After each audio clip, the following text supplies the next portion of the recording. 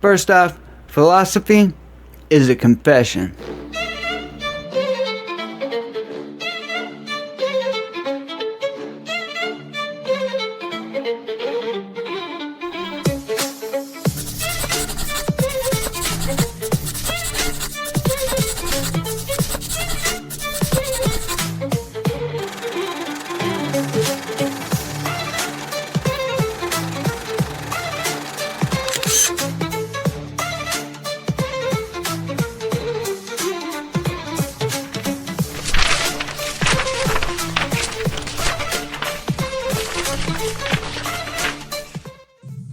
The Art of Being, Free and Easy Wandering.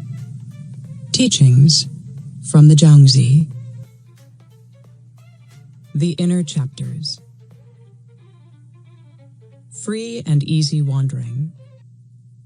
Pengzu is said to have lived for 800 years. He is considered the longest living person in humanity. He rode with the wind, floated among the clouds, and could travel 90,000 miles in a day. Many marveled at his longevity and his abilities and would have given anything to be like him. However, if you think about it, 800 years is nothing compared to the timelessness of the Tao, the natural way. And 90,000 miles is nothing measured against the limitlessness of the primordial.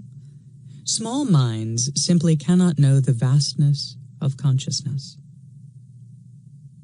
The little cicada that can only flutter around the leaves of low branches and the dove that can only fly to the top of a tree cannot hope to have the vision of the eagle that glides and soars in the great expanse of the sky. The small mind is like the cicada and the dove.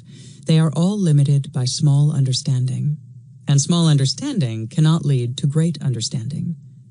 Those who are short-lived cannot understand longevity, and those who are long-lived cannot understand timelessness. Mushrooms that sprout in the morning and die at noon do not know twilight, and insects that live only in summer can never experience autumn and winter. Only when you can merge with the limitless will you understand what it means to have no boundaries. Only when you can renew yourself with the cycles of the seasons will you understand what it means not to be bound by time. It was said that Lietzi could ride the wind and float with the clouds. Many would consider these to be incredible feats. But after soaring through the air for 15 days, he had to return to Earth. Even though Lietzi could travel with the wind and the clouds, he was still dependent on them to carry him. Thus, his experience of wandering freely and easily in the void was at best sketchy. There was once a sage named Sang, whose wisdom could earn him the highest office in the state. His honor was sufficient to command the respect of a community, his virtue was enough to impress a sovereign, and his talent was spectacular enough to land him any appointment in the country. However, Sang had the same amount of pride as a little quail that knows it can fly only short distances. If the world sang his praises, Sang did not exert more effort. If the world blamed him, he did not feel dejected. Not caged within the boundaries of fame and disgrace, he never fretted when faced with obstacles. Nor did he gloat with pride when he met with success. Not constrained by notions of accomplishment and failure, he had no sense of self, merit, or fame. There was another man who lived on a mountain far to the west. His skin was soft, like unblemished snow, and his demeanor was as gentle and unassuming as a young woman's. He did not eat grains, but instead inhaled the wind and drank the dew. He would float up to the mist and clouds and wander through space beyond the four corners of the earth. Gathering and focusing the power of his spirit, he protected creatures from illness and made harvests bountiful. Even if floodwaters were to rise up to the sky, he would not drown. Even if heat were to melt metal and scorch the earth, he would not be burned. This is because his virtue embraced the 10,000 things, and he was at one with all of them. Of these four, Pengzu and Lietzi were still bound by time and space. Pengzu's long years are nothing compared to timelessness, and Lietzi's riding on the wind and clouds is nothing compared to simply merging with space. Only Sang and the mountain hermit transcended the limits of space and time, for they rode on the truth of heaven and earth and floated with the changes of the seasons. This is truly free and easy wandering. On all things being equal. Great understanding is broad, lesser understanding is picky. Great words carry strength, Little words are petty and quarrelsome. When people go to sleep, their spirits get no rest. This is because during the day they are tangled up with everything they contact. Every day they use their minds to scheme. Some brag about themselves, some set traps for others, and some hide malicious intentions. Their small fears make them edgy and suspicious. Their big fears make them lose their minds. Some shoot off arguments like arrows and delight in bickering over right and wrong. Others hold on tightly to their opinions, certain they are correct. Squandering their life energy day after day, they are destined to fade and die like autumn leaves. Stuck in petty views and shallow concerns, they have abandoned that which is natural and limitless. Old and withering, their minds are near death, and nothing can restore them to life. Rapture, anger, sadness, excitement, worry, regret, rashness, stubbornness, fear, carelessness, bluntness, and pretense are noises from empty hollows, bursting out like mushrooms from the damp ground. Day and night they spring up in front of us, and we don't even know where they come from. Once we are born into the world, we hold on to life, anxious that it will end. Sometimes pushing ourselves forward, other times bowing down to hardship, we run our course in life like a wild horse galloping toward a cliff. Aren't we pathetic? Taxing our bodies and weakening our minds, we exhaust ourselves, not even knowing what we labor for. The body decays and the mental clarity disappears. There's no greater sorrow than this. Where there is birth, there will be death. Where there is death, there will be birth. Where there is acceptability, there will be unacceptability. Where there is recognition of what is right, there will be recognition of what is wrong. This is just the natural way of things. The sage rejects extremes and abides in the way, the Tao, where no opposites exist. Petty people, however, wear out their brains trying to force equality on things. The sad part is that they don't know that things are naturally equal without us forcing equality on them. The way can be said to be the great equalizer, for all things emerge from the same source, and being rooted in the source, how could they not be equal? Those who are learned believe that things do not exist and that nothing can be added to or subtracted from non-existence. Those who are intelligent think that things exist but have no boundaries. Those who are wise recognize boundaries but see no right and wrong. When right and wrong appeared, the way became obstructed, and because the way is obstructed, we have notions of completeness and incompleteness, love and hate, gain and loss. The way has never known boundaries. It's only because we started to favor this over that boundaries started to appear. Boundaries are formed by distinctions, theories, concepts, discriminations, and assumptions.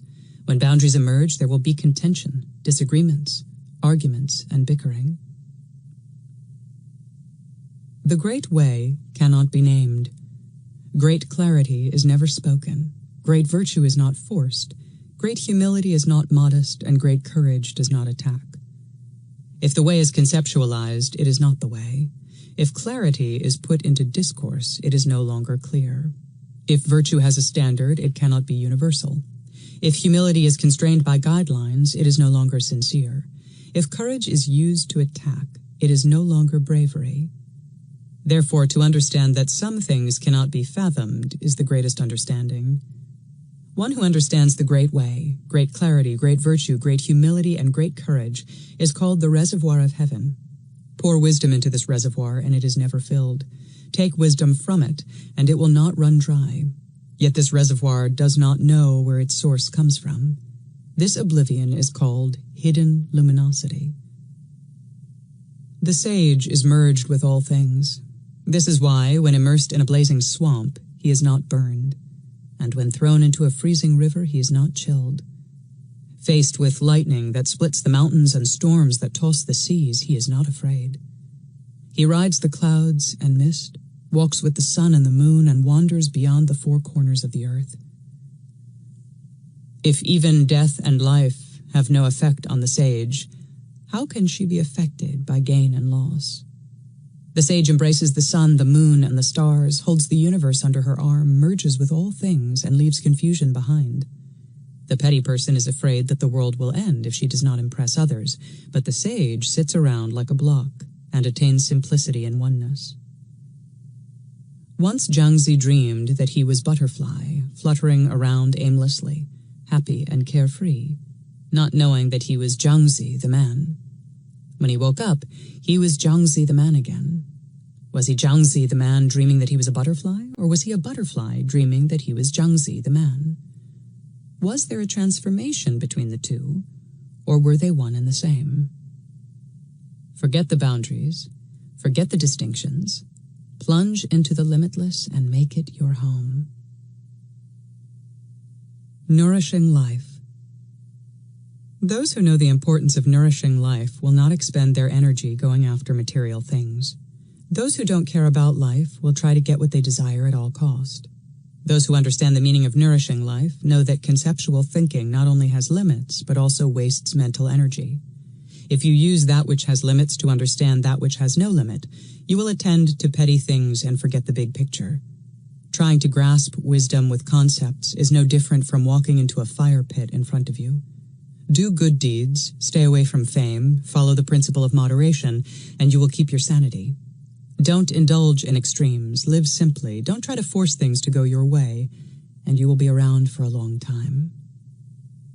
A good cook changes knives once a year.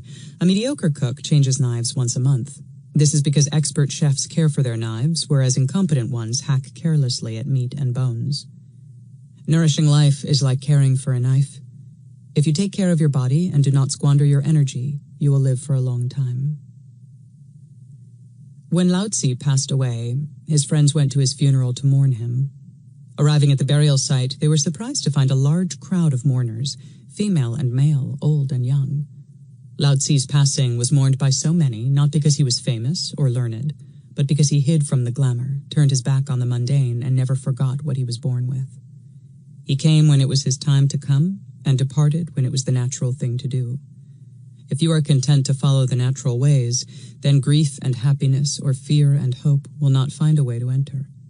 This is called being freed from the bonds of limits and boundaries, and being free from limits and boundaries is what is meant by nourishing life. Being in the world. You need to know what you can do before you can help others. If you aren't sure of what you can do, it is no use trying to change the world. Know what destroys virtue, and know what knowledge can degenerate into. Virtue is destroyed by fame, and knowledge can degenerate into a tool for haggling. Fame can be used to coerce, and expertise can be used to barter. Knowledge, fame, and expertise can become weapons of destruction if used in the wrong way.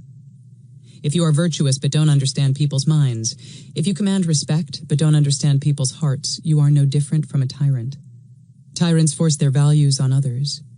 If you force your virtues, beliefs, and standards on others, everyone will see you as a plague. It is best to hide wisdom within and allow those who want to display their cunning to argue over fine points. If you get yourself worked up over winning and losing, you'll soon find your eyes growing dim and your complexion becoming dull. Pretty soon, all you'll be able to think of is how to best others, and everything you say will become mindless excuses. You'll either become complacent or jump at every chance to please. You'll either give in to the whim of the crowd just to get support, or be constantly afraid that your self-image will become tarnished. Once you are mired in this mess, you'll just sink deeper and deeper into suffering the rest of your life. You might say, what if instead of appearing righteous and benevolent, I am serious, diligent, and humble? This is even worse. You can put on an impressive show of humility and dedication, but people are bound to see through your guise. They smell pretense and will never trust anything you say or do. Or suppose you say, I am inwardly true to myself but outwardly compliant and yielding. Being true to myself, I do not stray from virtue. Being outwardly yielding, I can accommodate everything and be a companion to the world. Surely this is the best way to live in the world. This is just as bad. If your advice is not heeded, what will you do? Will you back off? You won't be blamed, but you won't be taken seriously either. The moment you encounter obstacles, you deny they exist, using accommodation as an excuse. Then what should you do? Don't listen with the ears, listen with your mind. Better yet, listen with your spirit instead of your mind. Your ears hear sounds but do not listen. Your mind recognizes things conceptually, but that's as far as it can go. Spirit, however, has no boundaries because it embraces all things. The way gathers in stillness. When the mind does not feed itself with concepts, it abides in stillness, and spirit can take the honored place. When you enter the service of a sovereign, go and play in the court, but never be moved by fame. If your ruler listens, then sing. If he or she does not, then be silent. Don't open any gates. Better, don't even have a gate. Make oneness your home and accept that there will always be some things that cannot be avoided. Then you'll live in the world for a long time. You can cheat people, but you can't cheat the way. No doubt you've heard that realized beings can fly with wings and ride on the wind and the clouds. But do you know that it's possible to fly without wings or float without the support of clouds? You've heard of knowledge that knows, but have you heard of knowledge that does not know? Look inside the chamber where luminosity is born. Blessings gather when there is stillness that is both external and internal. If you sit like an unmoving log, but your thoughts are racing, this is not stillness. Leave knowledge and concepts outside. Orient your awareness within, listen inwardly, and communicate with that which is inborn in you. This was how the sages changed the world. In the world, there are two movers of things, fate and duty. The bond between children and parents is one of fate. If you're bound by fate, there's little you can choose. Even if you hate your parents, they're still your parents. You can't undo this relationship. The bond between a subject and a ruler is one of duty. In duty, there is honor and loyalty. If you serve a sovereign, you do so out of loyalty and love, knowing that there is no other place you want to be and no other thing you want to do. To honor your parents and to follow them anywhere is the pinnacle of filial gratitude. To serve your leader and do anything for him or her is the peak of loyalty. To serve your spirit so that it will not be injured by sadness, elation, fear, and arrogance is the epitome of nourishing life. To understand what can be done and what should be left alone is the perfection of virtue. To speak of things that please two parties or anger both parties is very difficult. To please both parties, you must exaggerate positive points. To anger both parties, you must inflate the negatives. In both cases, you have to twist the truth, and this is utterly irresponsible. Moreover, people will recognize exaggerations immediately, and consequently, you'll never earn their trust. If you can't earn their trust, you'll be in danger. Therefore, stick to established facts and stay away from exaggeration. When people play games, they often start out friendly. When the game turns into competition, people start getting angry and aggressive. If the competition continues, people resort to mean tricks. Action and speech become abusive, and friends end up punching each other. When people meet at a celebration, they start out having drinks and joking with one another. If the party continues, the drinking gets heavier, the jokes become insults, and etiquette gives way to indulgence in unsavory amusements. It's the same with politics. You start out as a sincere and dedicated public servant, but once you're in office for a while, deceit and underhandedness creep in, and sincerity is forgotten. As in all things, what started out as simple ends up monstrous at the end because we are unable to let go when it's time to leave. Words and actions are like wind and waves. They can stir up a storm at a moment's notice. Actions are swayed by gain and loss. They can enhance perceptions of gain and loss and lead to rash decisions. Anger is especially dangerous because it can muddle clear words and turn them into one-sided arguments. Do not deviate from the natural ways. And do not push for perfection. To go beyond your limit is excessive. To try for completion is dangerous. What is not complete now may be complete later, and what is seemingly complete now may be incomplete when things run their course. It's best to just let things go their way. Be concerned only with things that can nourish you and stay away from things that lead you to harm. This was how the sages lived in the world.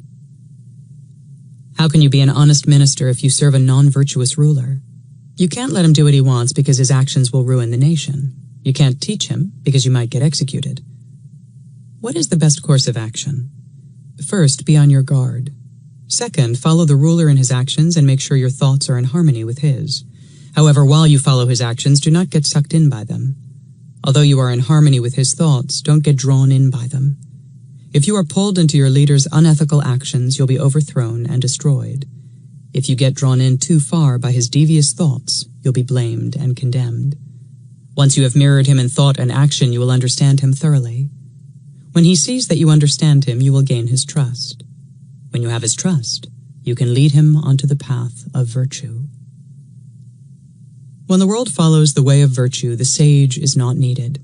When the world does not follow the way of virtue, the sage hides and survives.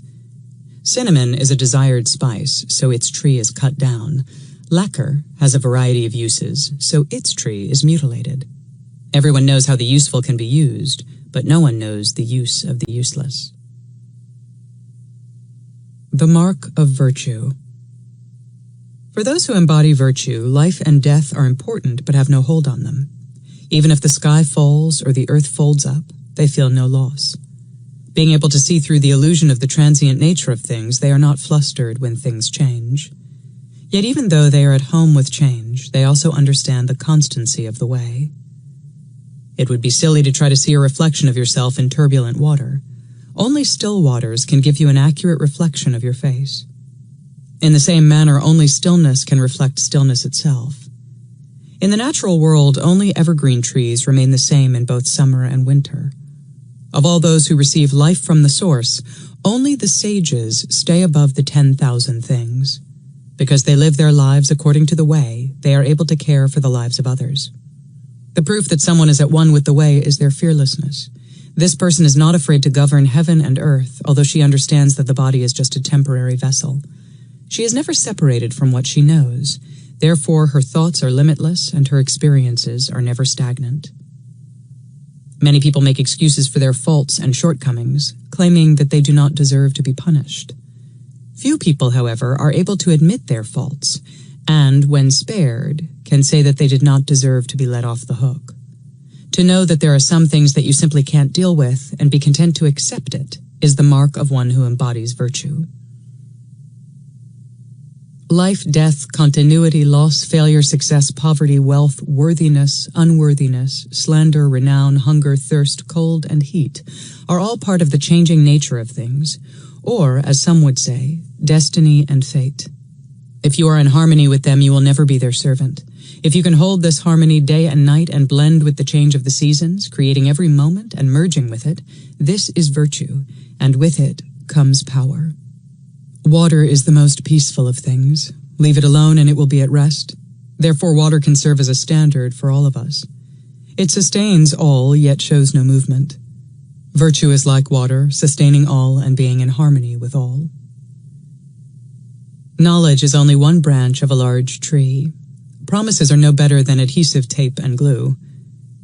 Favors are useful only if a situation needs patching up, and skill is required only when you need to peddle your expertise.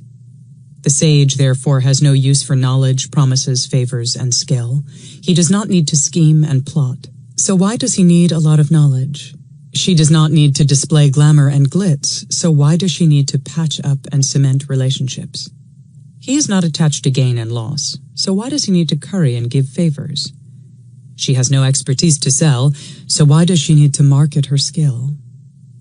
Because he has no notions of this and that, the should and should not, the correctness and incorrectness cannot get him agitated. Massive, strong, and rooted, she rests alone in the perfection of the way. Those holding virtue do not allow likes and dislikes to disturb their stillness. They let things follow their natural tendencies and do not try to push them along. The way gave them a face, heaven lent them a body. They are content with that. Many people, however, treat the spirit like an alien. They wear out their bodies, tire their minds, and dissipate their life force. Day after day they lean against trees, bemoaning their fate, slump at their desks and doze off, or lie on their beds, dreading their burdens. The way gave us each a healthy body and a sound mind. What a waste if we spend our lives sitting around like forgotten trash and jabber nonsense. The Great Teacher. Those who know the will of heaven and understand the actions of humanity are said to have attained ultimate knowledge. If you know the will of heaven, you'll be able to merge with heaven. If you understand the actions of humanity, you'll be able to use what you know to supplement what you don't know. Having these attainments should be sufficient to let you live out your life endowed by heaven. Most people will regard this achievement as the pinnacle of knowledge, but knowledge has limits. It must wait for the appropriate conditions before it can be applied. And anything that has to wait for the right circumstances to be effective is never certain. How do you know the will of heaven is truly the will of heaven and not the desires of humanity, or vice versa? Only those with wisdom can see the difference. Sages are sometimes called great teachers. This is because they do not denigrate their needs, they are not proud of their fortune, and they do not scheme and plan for success. They may make mistakes, but are not burdened by guilt. They can be successful, but they feel no need to brag about it. Never separated from the way, they can climb peaks without fearing the height, enter water without getting wet, and walk through fire without being burned. They sleep without dreams and wake without being burdened by cares. They eat without craving, their breath originates deep within the belly, and they speak without pretense. In comparison, petty people breathe from the throat, their desires are deep, and their understanding of heaven is shallow. As a result, their words come out garbled, their speech is forced, and they spit out diatribes as if they are throwing up. Sages do not understand what it means to love life and hate death. They come into the world without fanfare and leave without fussing. They come briskly without baggage and leave briskly without being encumbered. Although they do not forget where they came from, they do not think much of finding out where they will go after life. They received something good when they came into the world, and they delight in it. Upon leaving, they will hand it back without a second thought. Life and death are part of the natural way of things, just as dawn and darkness are the natural ways of heaven. There are things that we can do and things that we can't do. The way, mother of all, gave you a body, filled it with life force, eases you into old age and gives you rest in death. What else can you ask for? Think well of your birth, your health, your aging, and your death. Birth and death, youth and old age, beginning and end. Delight in all of them. The sage is not concerned with what is and what is not. Her face is serene and her forehead is wide. She can be chilly like an autumn wind and soft and warm like a spring breeze. Her joy and anger are natural, like the cycle of the seasons. In harmony with everything around her, she lets things follow their natural course and does not interfere with inborn nature. If she calls out the army to overthrow a nation, she will still have the hearts of the people. Such is the way of the sage. Sages dwell in vastness. Their bearing is dignified, their view is lofty. They may not have everything in the world, but they are not tempted by gain and favors. They are sincere in their integrity, but are never insistent. They are vast in their outlook, but are never arrogant. Mild-mannered and always cheerful, they seem to be happy and carefree. Though unwilling to display expertise, they always help others by doing what is appropriate and necessary. Regardless of whether their actions are approved or disapproved, they do not hide behind a mask. Always relaxed, they rest in virtue. Tolerant and unassuming, they fit easily into the world. Above and alone, they are restricted by nothing. They know when to withdraw and when to engage. For them, punishment and reward are like clothing worn on appropriate occasions. Rites and rituals are simply wings that take them to the vastness of the sky. Their wisdom comes from timeliness, their virtues from what is reasonable. Because they wear reward and punishment as garments, they can shed them easily and be compassionate and forgiving. Because they fly on the wings of rites and rituals into vastness, they can get along with the world perfectly. Because they see wisdom as that which is appropriate, they never stop doing what is meant to be done. Because they see virtue as something reasonable, they are able to plant their feet firmly on the ground while walking leisurely up the hill. Yet for all this, people see them as just like any other individuals, having to work hard to get to where they are. Unbiased and free from likes and dislikes, they are simultaneously a companion of heaven and a friend of humanity. When humanity and heaven do not fight each other, sages become a natural part of society. The way is its own underlying reality. It is its own source and root. If it were handed to you, you couldn't receive it. If you tried to possess it, you would never get it. Before the cosmos was separated into heaven and earth, it was there. It gave luminosity to the spirits and deities. It gave birth to heaven and earth. Extending beyond the highest point, it cannot be labeled as lofty. Reaching down to the uttermost depths, it cannot be regarded as deep. Because it already existed before heaven and earth arrived, its age cannot be determined. It was there before the beginning of time, yet you cannot say it is ancient. Sages have no problem understanding the way. Counting to 3, they can put the world outside themselves. Counting to 7, they can put everything inside themselves. Counting to 9, they can attain the brightness of dawn. And in experiencing the dawn, they see their own aloneness. When they realize they are utterly alone, they can lay aside past and present.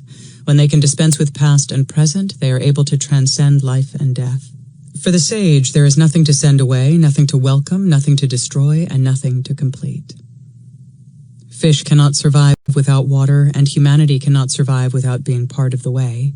If you dig a pond and fill it with water, fish will swim in it contentedly. If you let humanity follow the natural ways, people's lives will be peaceful and secure. When fish are in their natural environment, water, they forget they are surrounded by water. When humans are in their natural environment, the way, it does not occur to them that they are surrounded by the way. Go with the natural way of things. Don't bother to force things along. With this, you'll merge with the profound oneness of all. Worthy of being a sovereign. When a sage governs, he does not follow guidelines and principles like an amateur cook following a recipe from a cookbook. He looks within, makes sure that what he is going to do is appropriate, and determines that his thoughts and actions are not against virtue. The sage wanders in simplicity, blends with vastness, and follows the natural way of things. There is simply no room for personal views and petty concerns. It is in this way that the sage rules the world. The achievements of an enlightened ruler pervade the kingdom, but they do not appear to be her doings. Her influence reaches everywhere, but her subjects are not dependent on her. There is no promotion and no praise, there is only enjoyment. The ground she stands on cannot be fathomed. Where she dwells, there is no place for gain and loss. Do not go after fame and recognition. Don't scheme. Don't be obsessed with achievements. Don't get bogged down by projects for the sake of doing projects. Embody fully that which has no beginning and no end. Wander where there are no trails. Hold on to what heaven and earth have endowed you with, but don't think you've gotten everything. The sage uses his mind like a mirror, reflecting things as they are, judging nothing, retaining nothing, and adding nothing. In this way he wins without bringing harm to himself and others.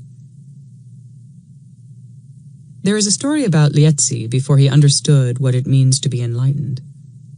Hearing that there was a shaman who could perform incredible feats, he went to see for himself what this man could do. Indeed, the shaman could walk through fire, hold his breath for hours, and predict and control the weather. Thoroughly impressed, Lietzi went to his teacher Huzi, claiming that he had found the ultimate realized being. Huzi made no comment, asking only if he could meet the shaman himself. Lietzi brought the shaman to see Huzi. After taking a look at Huzi, the shaman ran out to find Lietzi. "Your teacher is dying," he said. "When I saw him, he was like a sack of wet ashes, heavy, inert, and lifeless." Distressed, Lietzi reported the shaman's observations to his teacher. Huzi laughed and said, "I am not dying. I just appeared to him as the primal earth, silent and unmoving like a big lump of sod." The next day the shaman went to see Huzi again. Beckoning to Lietzi, who was waiting outside Huzi's home, the shaman said, "Today your teacher is better. He now has the breath of life and will regain his vitality soon. I believe my presence has cured him of the sickness he was afflicted with." When Lietzi reported this to his teacher, Huzi said, "Today I chose to appear to him as heaven and earth copulating.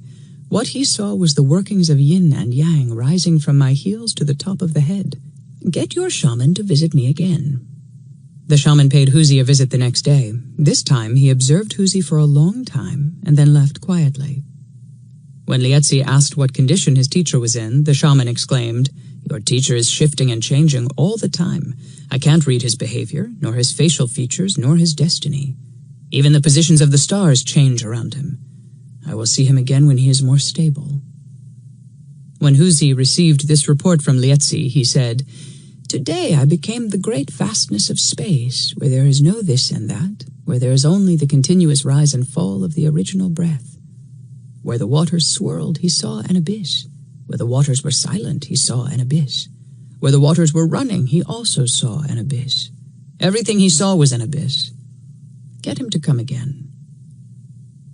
Not believing what he had seen in his previous visits, the shaman called on Huzi again. This time, the moment the shaman stepped into the room where Huzi was sitting, he ran out in alarm. Lietzi tried to stop the shaman to ask for an explanation, but the man had disappeared. Lietzi returned to his teacher and asked, "What happened?" Huzi replied, "I finally showed him the state of not having emerged from the source yet. I was empty of thought, feeling, perception, and bodily form.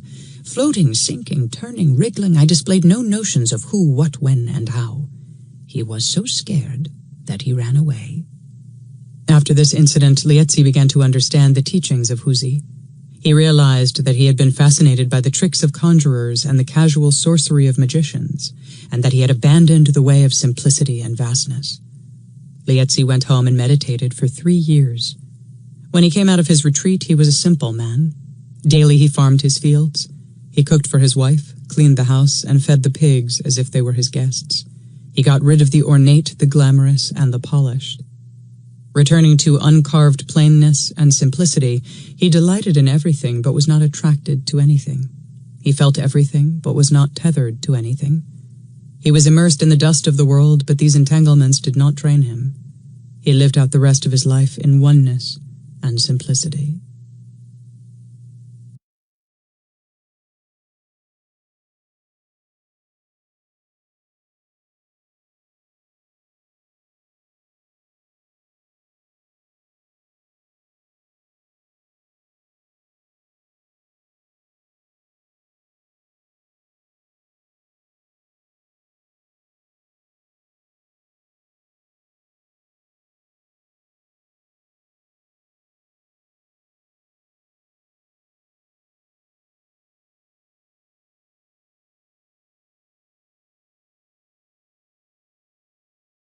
The outer chapters. Webbed toes. A person with webbed toes is someone who has grown a useless part of the body. Only frogs and other creatures that spend most of their lives swimming in water need to have webbed toes. Not only is it unnecessary for people to have webbed toes, it is actually a liability. Web-toed is therefore a term we use to refer to something superfluous, needless, and inappropriate. People who are said to be web-toed in their sight are dazzled by superfluous and useless designs. Those who are web-toed in hearing are enchanted by pleasing words and addicted to noise and senseless babble. Unable to appreciate silence, they feel uncomfortable once the auditory stimulation stops. Those who are web-toed in speech speak with forked tongues, mangling virtue and manipulating benevolence for personal gain. To acquire fame and fortune, or to get vengeance, they will whip up a storm of spite in the name of service toward an ideal. They tear apart inborn nature, giving in to greed, revenge, and hate. Those who are web-toed in a discourse try to win debates by using cross-examination, twisted logic, and paradoxes. They thread their thoughts through useless words and fabricated differences, thus keeping themselves from the path of truth and virtue. In contrast, those who embrace virtue are not web-toed in sight, hearing, speech, or action. Having never lost their connection to their inborn nature of goodness, they do not delight in the superfluous and the useless. They abide in the constancy of the natural world, and their measure of length is never too long or too short. In this natural constancy, things are not twisted by logic, straightened by force, rounded by molding, squared by cutting, joined by glue, or bound together by rope and twine. Grounded in their natural interdependency, things are round, square, straight, or curved because that's the way they are, not because they were forced to be so. In a world immersed in virtue, people live in contentment, not knowing what makes them content. Their lives are simple, uncomplaining, and unadorned. They don't need wits and guile to get around in the world because there is no place for scheming. They understand that expertise has nothing to do with benevolence and virtue. You can be an expert in a skill like carpentry, but you cannot be an expert in virtue. To claim to be an expert in virtue means that you are manipulating virtue to your use. Virtue that is manipulated is no longer virtue. Benevolence that is applied is no longer benevolence. True virtue and benevolence are inborn and cannot be improved upon or applied. People who look at others and not at themselves will see only what others have. As a result, they will seek to gratify themselves with what others have, but never see what they have. They will try to emulate the thoughts and actions of others, but never delight in their inborn nature. They will try to figure out what brings joy to others, but will never know how to bring joy into their own lives. Horses and people. Horses are meant to run free. Their hooves are made to endure frost, snow, grass, and sand. They shed their coats in summer to keep cool and build a thick coat in winter to keep warm. Although they may be kept inside palaces and fine stables, they really have no need for these types of lodging.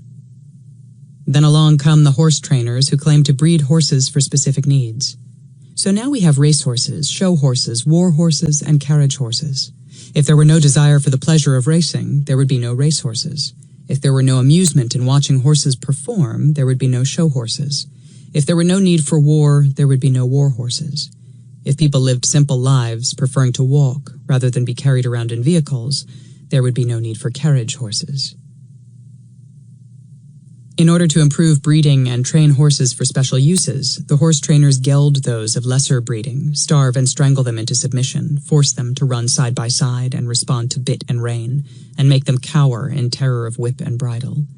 By the time the horse trainers have obtained what they want, half the horses have not survived. If there were no demand for special horses, there would be no demand for trainers and breeders, and the horses would be left to their inborn nature. Handling the affairs of the state is like handling horses. Only those who desire to dominate would rule by fear and terror, whipping and starving citizens into submission. Only those who seek to conquer the world would train soldiers by subjecting them to routines that maim and injure the recruits. Only those who desire to control every behavior of their subjects would force their people to think and act the way they dictate. Only those who do not command respect naturally would force submission with the threat of punishment. The sagely ruler does nothing like this, but instead lets the people follow their inborn nature, weaving threads for clothing, farming land for food, and celebrating as a community when the occasion calls for it. This is called sharing virtue. When virtue pervades society, people's gait is slow and relaxed, and their gaze is soft and steady. Roads are not cut through mountains, rivers are not dammed, and forests are not cleared. Birds can nest near villages without fear of being hunted. Wild animals do not prey on domestic animals, and children do not need to run from strangers. Because people are simple and honest and do not know what it means to scheme, their thoughts and actions are not distorted by ambition and technical know-how. Free of desire, they abide in a simplicity that is uncarved and unadorned. In this way, they are never separated from their inborn and true nature. If virtue and the natural way of things were not abandoned, there would be no need for rules, regulations, or even the teaching of kindness and benevolence. If unborn nature were not ignored, there would be no need for rituals, rites, and ethics. If people were not trapped by sensual pleasures, there would be no place for fads and fashions. People abandoned the way because they thought they could improve on something that is actually best left alone. The natural ways were abandoned when the artisan decided that human activity could outdo natural beauty. They were abandoned when rulers believed that laws and justice could replace virtue. When horses are left alone to roam the fields, they eat the grass and drink from the streams. In mating season, they procreate. In natural affection, they rub their necks against each other. In competing for a mate, they kick and scream. This is what horses naturally do. Force them to race or pull heavy loads, and they will rip the hitches, injure the handlers, or topple the carriage. If horses can resort to destructive behavior when forced to do what is not their inborn nature, imagine what people will do when they are forced to go against their inborn nature. The sagely rulers ruled by not ruling. People stayed at home when they needed to be at home and traveled only when they needed to go somewhere. They farmed, wove, cooked, and traded as they felt the need. Their mouths were full and they were happy. Patting their bellies, they passed their time in contentment. Then along came those who wanted to motivate people to do more, have more, and want more. People learned to covet knowledge and know-how. They fought over profit and loss. They schemed to be more prosperous, more famous, and more powerful than those around them. Once these changes occurred, it became difficult to return to the inborn nature of simplicity. Rifling through boxes. Someone who plans to guard against thieves who rifle through boxes will put locks on the containers. Believing that the goods are secure, the person will proceed to pile more treasures into the locked chests. Locks may deter the petty thief, but a smart thief will simply haul away the boxes and break the locks later. If you don't put locks on boxes, then you are bound to put fewer possessions in them, and when you're robbed, you'll lose less. If you lock the boxes, however, you'll have a false sense of security. As a result, you will put more treasures in the boxes and end up losing more. So piling up possessions just means that you'll invite smarter thieves. Similarly, piling up laws and regulations means that you'll encourage more ingenious ways of breaking them. If you don't want thieves rifling through your boxes, then cultivate simplicity.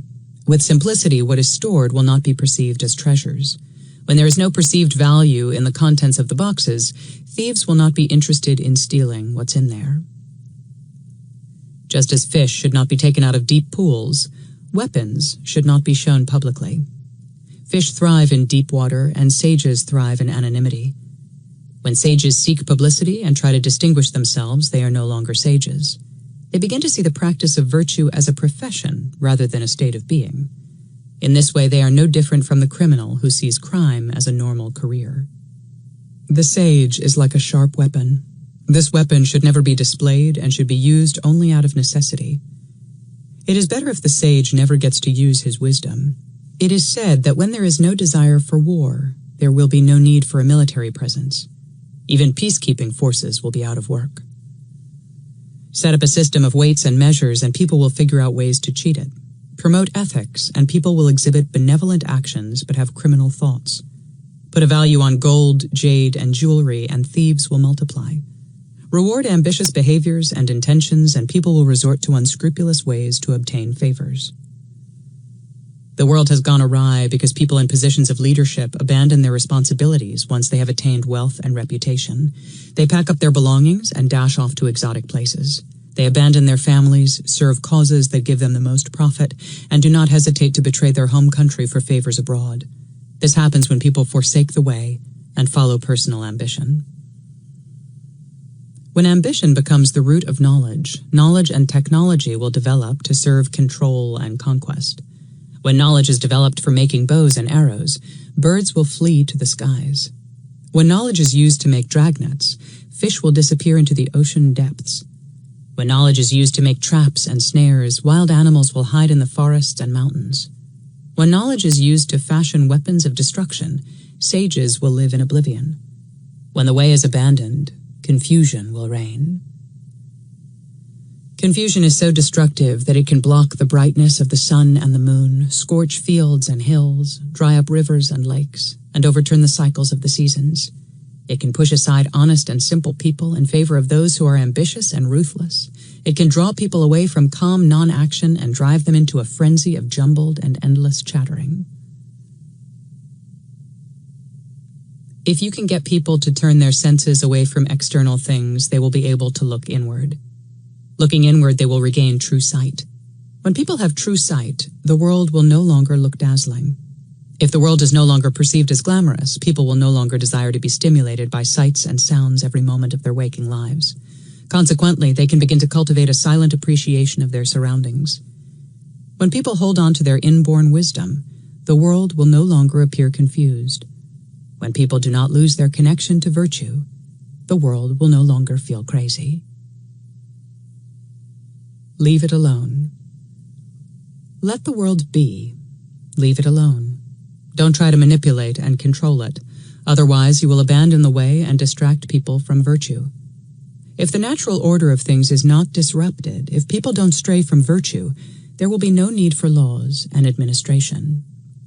If you are excessively happy, you will damage the yang within. If you are excessively angry, you will damage the yin within.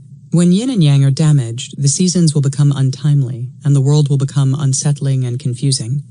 Heat and cold will be out of harmony, people will be restless, and illness will increase. Unable to balance happiness and anger, people will move impatiently from place to place, think up schemes that lead to nothing, and argue with no conclusions. Although everyone seems to agree that virtuous people should be rewarded, there appears to never be enough reward. Although everyone seems to agree that unethical people should be punished, there appears to never be enough punishment. Ever since there has been government and large bureaucracy, people have fussed over rewards and punishments, debating over how they should be given and in what amount. Constantly arguing for the sake of arguing, how can people ever have time to rest in the inborn nature of virtue? Become attached to what you see, and you'll be blinded by shapes and colors. Become attached to what you hear, and you'll be deafened by the roar of sounds. Become attached to benevolence, and you'll bring confusion to virtue. Become attached to etiquette, and you'll be trapped in artificiality. Become attached to correctness, and you'll abandon compassion.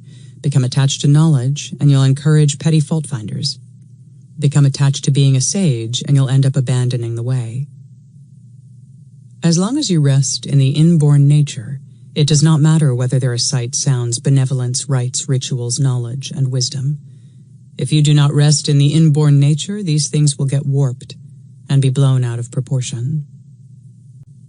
There's nothing wrong with delighting in sights, sounds, benevolence, etiquette, music, propriety, knowledge, and becoming a sage. It becomes a problem only when we become attached to them. Enjoy the delight by resting in these things rather than wanting to have them. Once you promote, reward, cherish, and value them, you'll be on the road to delusion.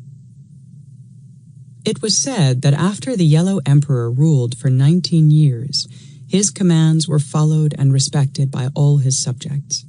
Believing that he could still improve his leadership skills, he went to the sage Zhuangzi for advice. The emperor bowed before the sage and said, "I would like to learn about the essence of heaven and earth so that I can apply it to help the grains to grow. I want to master yin and yang so that I can use it to nourish the earth and my people. Can you teach me?" Zhuangzi replied, "It looks like you want to learn about the natural order of things in order to control them. When you control the natural order is no longer natural. How can something that is not natural give birth to and nourish all things? You've turned government into control and benevolence into mere behavior. Ever since you ascended the throne, rain has fallen before the clouds gathered, leaves have fallen before they turned yellow, and the light of the sun and the moon have grown weaker every day. This is all because of your wanting to control everything. You stupid and arrogant man, how can you be taught the way?" The Yellow Emperor returned home and spent 3 months living in a straw hut in solitary retreat. Then he humbly went to Zhuangzi again for advice.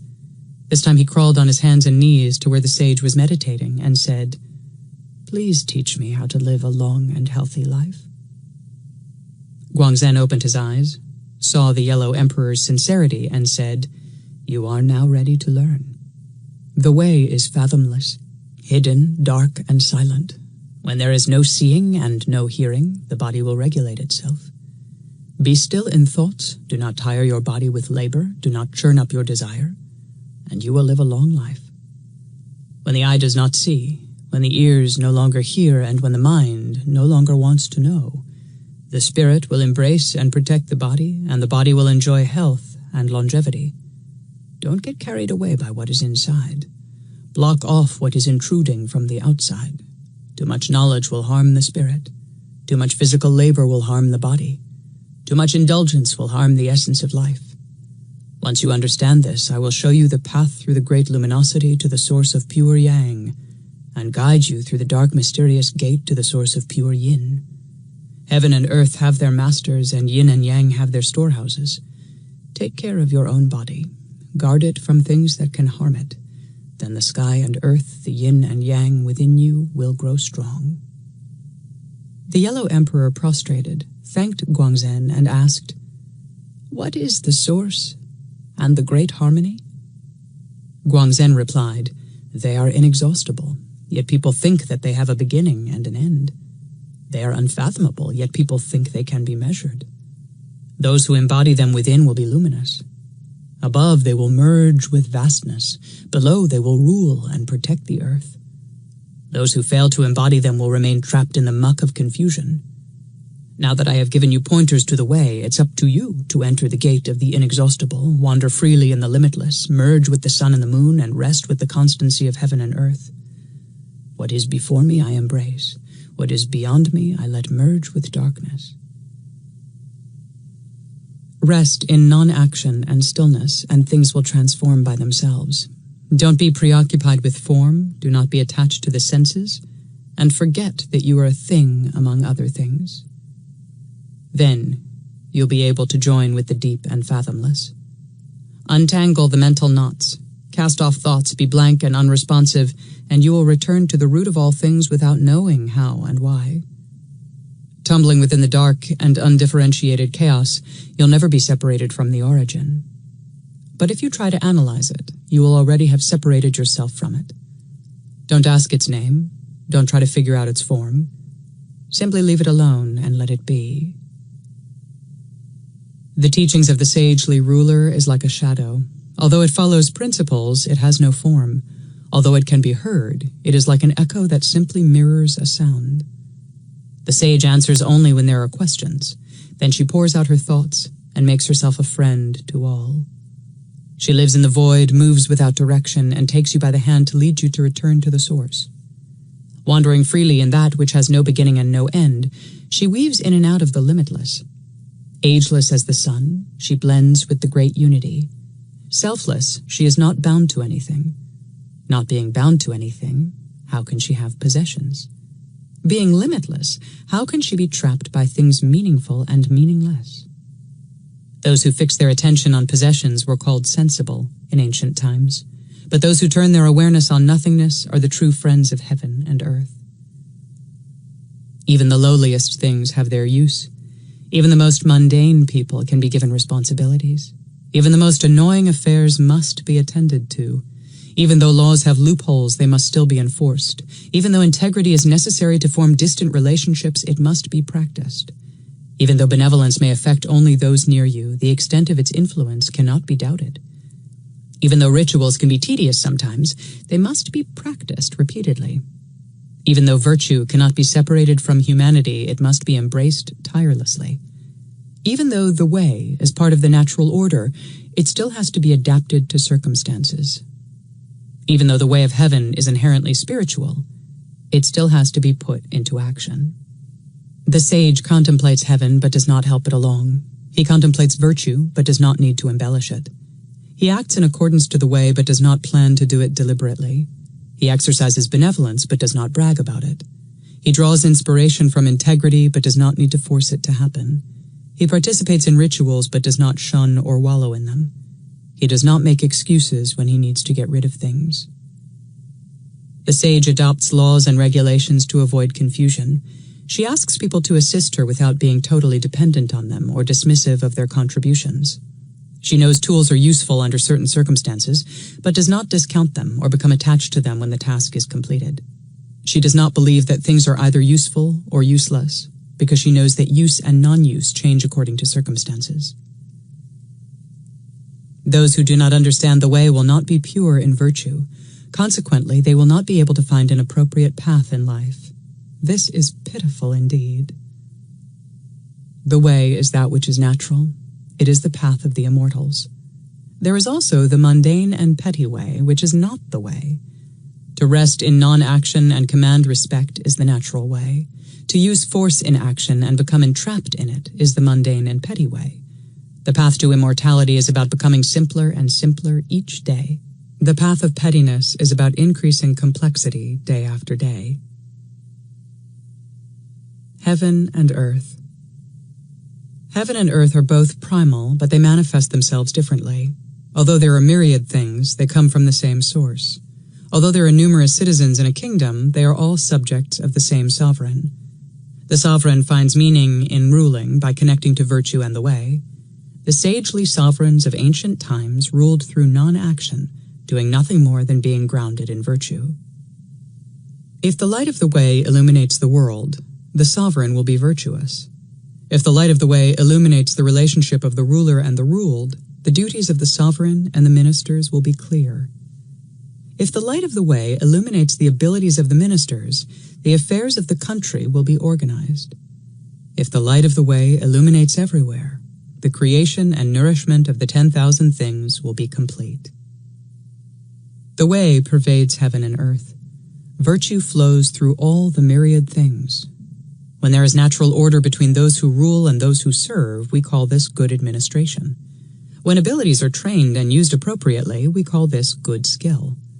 Good skill is a part of good administration. Good administration comes from dedication. Dedication is rooted in virtue, and virtue is tied to the way. In ancient times, the sagely rulers followed the way of virtue. When virtue was followed, the people were content and satisfied. When the people are content, the nation will be peaceful.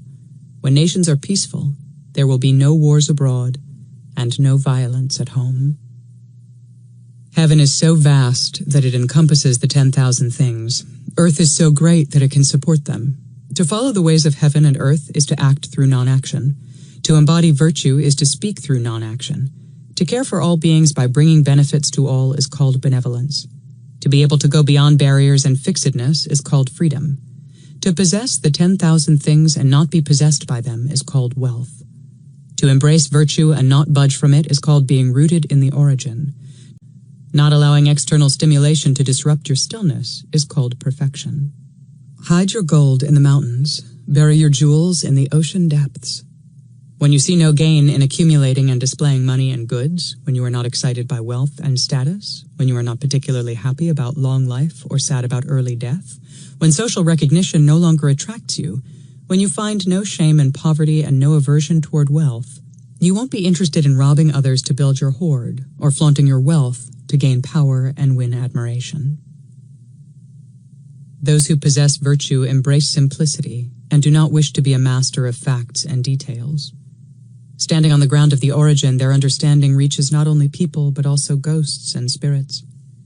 Because their virtue reaches far, their thoughts emerge only when necessary. Without the origin, bodies cannot have life. Without virtue, life cannot have clarity. To preserve the body and live a long and healthy life, to uphold virtue and make clear the way, this is virtue. Vast, boundless, suddenly emerging, suddenly dissolving, moving this way and that, inspiring the 10,000 things without fanfare, such are those who embody virtue. Those who embody virtue can see in complete darkness and hear in complete silence. In the midst of darkness, they alone see the light of dawn. In the midst of silence, they alone hear harmony. Hiding in the shadowy depths, tangled among layers of spirituality, they alone discover the true inner essence. In the primal beginning, there was the void. The void has no name or substance. Out of the void emerged the one that has no form. When the one awoke and came to life, it was called virtue. The one transformed and became two. From the flow and flux of the two, things came into being, each taking on its distinctive form, though still connected to the one. Within each form is inborn nature. Form has limitations and characteristics, but inborn nature does not. Inborn nature is inseparable from virtue, and virtue, in its highest manifestation, is identical to the primal beginning. Cultivate virtue and you will be no different from the primal beginning. Being no different from the primal beginning, you will be empty. Being empty, you will be clear. Being clear, you will be pure. Being pure, you will be great. Being great, you will be able to merge with heaven and earth. This joining of heaven and earth is wild and spontaneous. It is free from the dualities of rudeness and courtesy, stupidity and ingenuity, and it will send you deep into the swirling chaos of primal virtue. When a great sage rules, he creates conditions to allow people's minds to be vast, free, and far-wandering. He simplifies custom, etiquette, and sophistication and allows people to act according to their inborn nature. Thus he removes meaning from treason and rebellion. Those who embrace the way are complete in virtue. If you are complete in virtue, you'll be complete in body. Being complete in body, you'll be complete in spirit.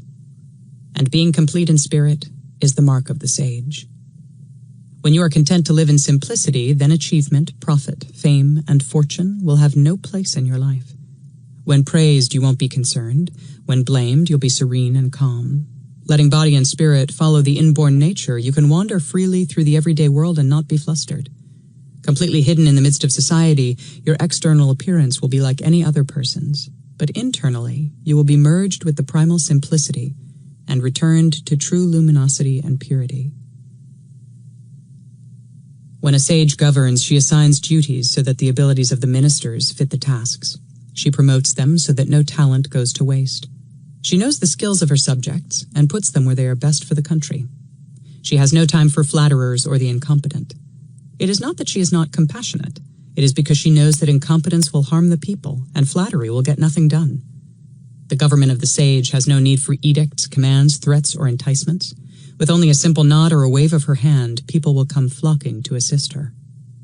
Those who embody virtue have no bias toward beauty and against ugliness. They see situations beyond right and wrong. They share happiness with those who are joyful, sadness with those who suffer, bewilderment with those who have lost their way, and amusement with those who are fascinated with a new discovery. Such is the person who has embraced virtue. Those who cultivate the essence of life are able to eject the spirit to ride the light when the body dissolves. The light is the radiance that illuminates vastness. These people live out their lives following their inborn nature. In life, they rest in the joyful flux of heaven and earth.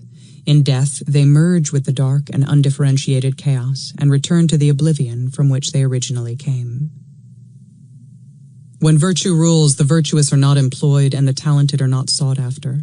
Everyone does what is appropriate without knowing the principles of right and wrong. They care for one another but have no idea that this is called benevolence. They are true to the inborn nature but have no concept of loyalty. They are trustworthy but do not know the meaning of honesty. They perform all kinds of services for one another but do not know that this is being kind. In this way, they move through their lives without leaving tracks and footprints. Acting naturally, they arrive without fanfare and depart without leaving a trace. When virtue is abandoned, people agree with what is popular and do things to please the crowd. Public opinion, not inborn nature, and not even the conviction of right and wrong, dictates beliefs and actions. Leaders polish arguments and speak pleasing words to gain support. Followers are enticed by petty promises and gains. Those in government display their skills in the hope of attaining wealth and advancement. Abandoning the principles of right and wrong, they brag about their leadership skills while belittling others. Yet all this time, they have failed to see themselves as one of the mob. Those who know that they are fools are not the biggest fools. Those who know that they are confused are not as confused as they think they are. The most confused are those who live their entire lives not knowing the straight from the crooked. The biggest fools are those who in all their lives have never seen the light of virtue and have never even aspired to see that light. When colors and shapes confuse the eyes, the eyesight will be unclear. When noise and dissonance confuse the ears, the hearing will be dulled. When odors overstimulate the nose, headaches will occur. When flavors inundate the mouth, the sense of taste will be impaired. When likes and dislikes dominate thoughts, people will be volatile and unable to hold on to their inborn nature. Thus, overloading your senses and crowding your mind with too many opinions can be a dangerous thing. The ways of heaven. It is natural for heaven to keep moving and not be fixed. In this way, the myriad things can come to fruition. It is natural for a ruler to keep moving and not be fixed. In this way, the world can be made whole. It is natural for the sage to keep moving and not be fixed. In this way, humanity can aspire to be like him. To understand the ways of heaven, to be a friend of wisdom, to walk the path of virtue, and to dwell in stillness dreamily, all come naturally to the sage. The sage does not abide in stillness because she believes that stillness is good and desirable. Rather, it is because it is the natural thing to do. Just as a pool of still water gives a clear image of everything reflected in it, the stillness that the sage abides in is the perfect mirror of heaven and earth and the 10,000 things. Emptiness, simplicity, silence, and stillness are the natural tendencies of heaven and earth. Rest in emptiness and you will be full and complete. Rest in stillness, and you will accomplish without action. Rest in simplicity, and you will be joyful. And when you take joy in simplicity, you will be free from anxiety over gain and loss. Rest in silence, and you will preserve the spirit and live a long and healthy life. Emptiness, simplicity, silence, and stillness form the root of the 10,000 things. To be able to embody them is the mark of an enlightened ruler. To be able to apply them is the mark of an enlightened minister. To be able to hide them is the mark of the dark sage, the shadow advisor. To rest in them is to lead a life of free and aimless wandering. To embrace them is to be at one with the rivers and the seas, the hills and the forests. To emerge with them is to engage the world. To act in them is to rule a harmonious and peaceful society. Rest in stillness and you will be a sage. Rest in action and you will be a ruler. Rest in silence and you will be honored. Rest in simplicity, and no one will compete with you. Those who have a clear view of virtue and the ways of heaven and earth are called the great ancestors. They are in harmony with the ways of heaven, and being in harmony with heaven, they bring harmony to humanity. To harmonize with fellow beings is called human joy. To harmonize with the ways of heaven is called celestial joy. In passing judgment, the sage does not consider himself severe. In extending his bounty to all, he does not consider himself altruistic. Older than the oldest, he does not think he is long-lived. Above, he covers heaven, and below, he supports the earth.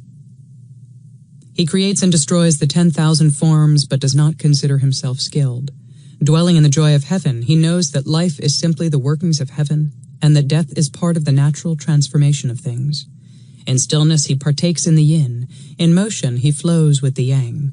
Those who dwell in the joy of heaven incur no wrath from heaven, no opposition from humanity, no entanglement from things, and no harm from ghosts and spirits. In movement they embody the ways of heaven, in stillness they embrace the ways of earth. The sage experiences heavenly joy whether she leads the world in motion or rests in stillness. The virtues of a sagely ruler are rooted in heaven and earth.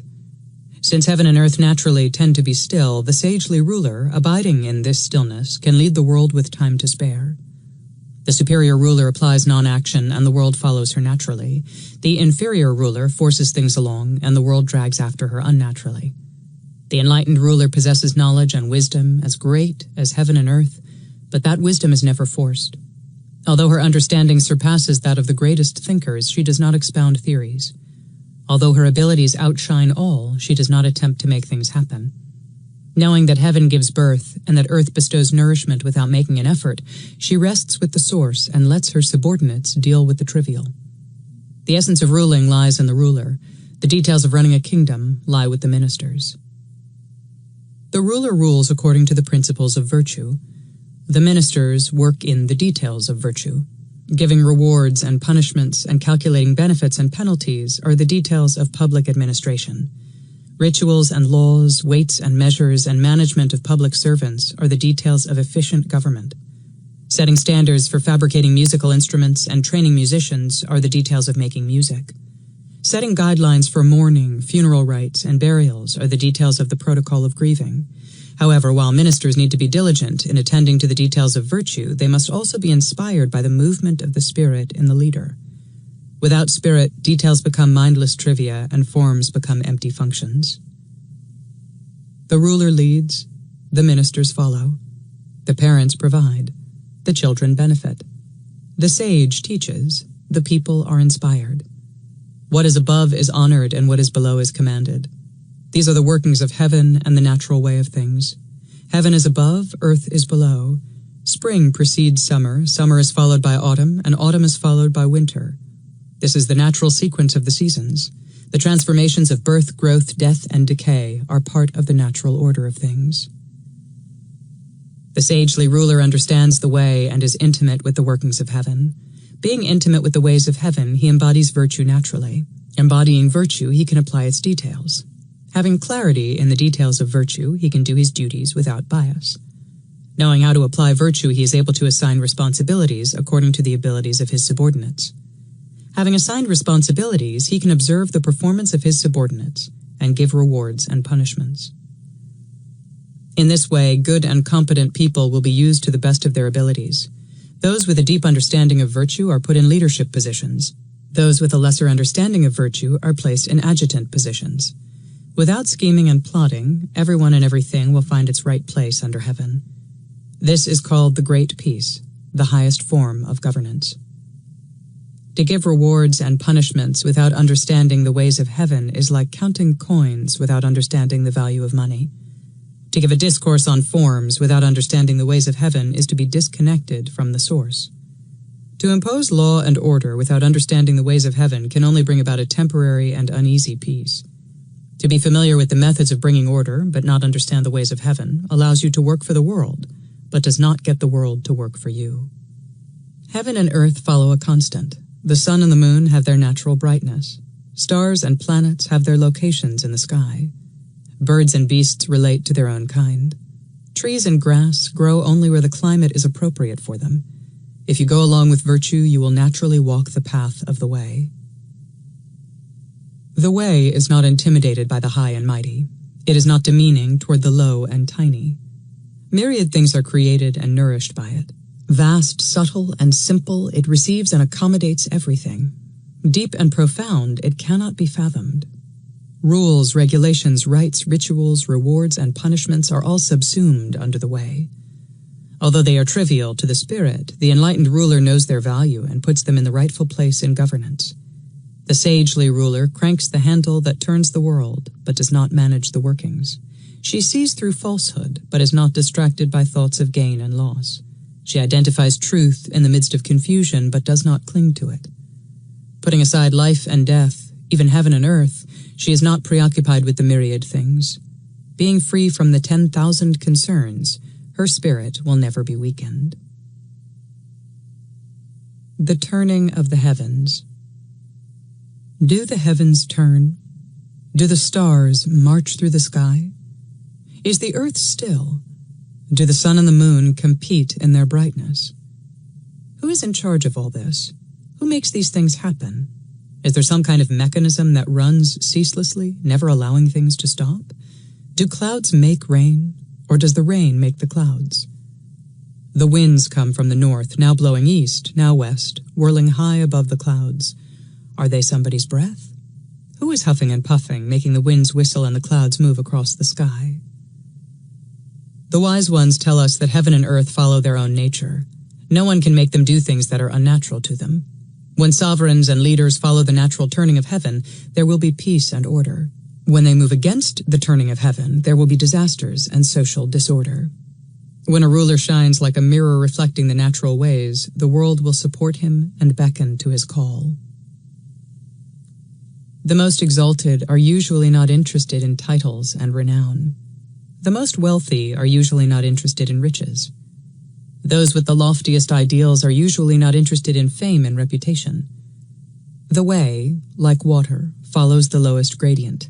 It naturally winds its way toward the bottom, seeping through hidden cracks and crevices, to disappear into oblivion. Fame is a dreaded weapon. Don't reach for it too often. Benevolence is like the home of the rich and powerful.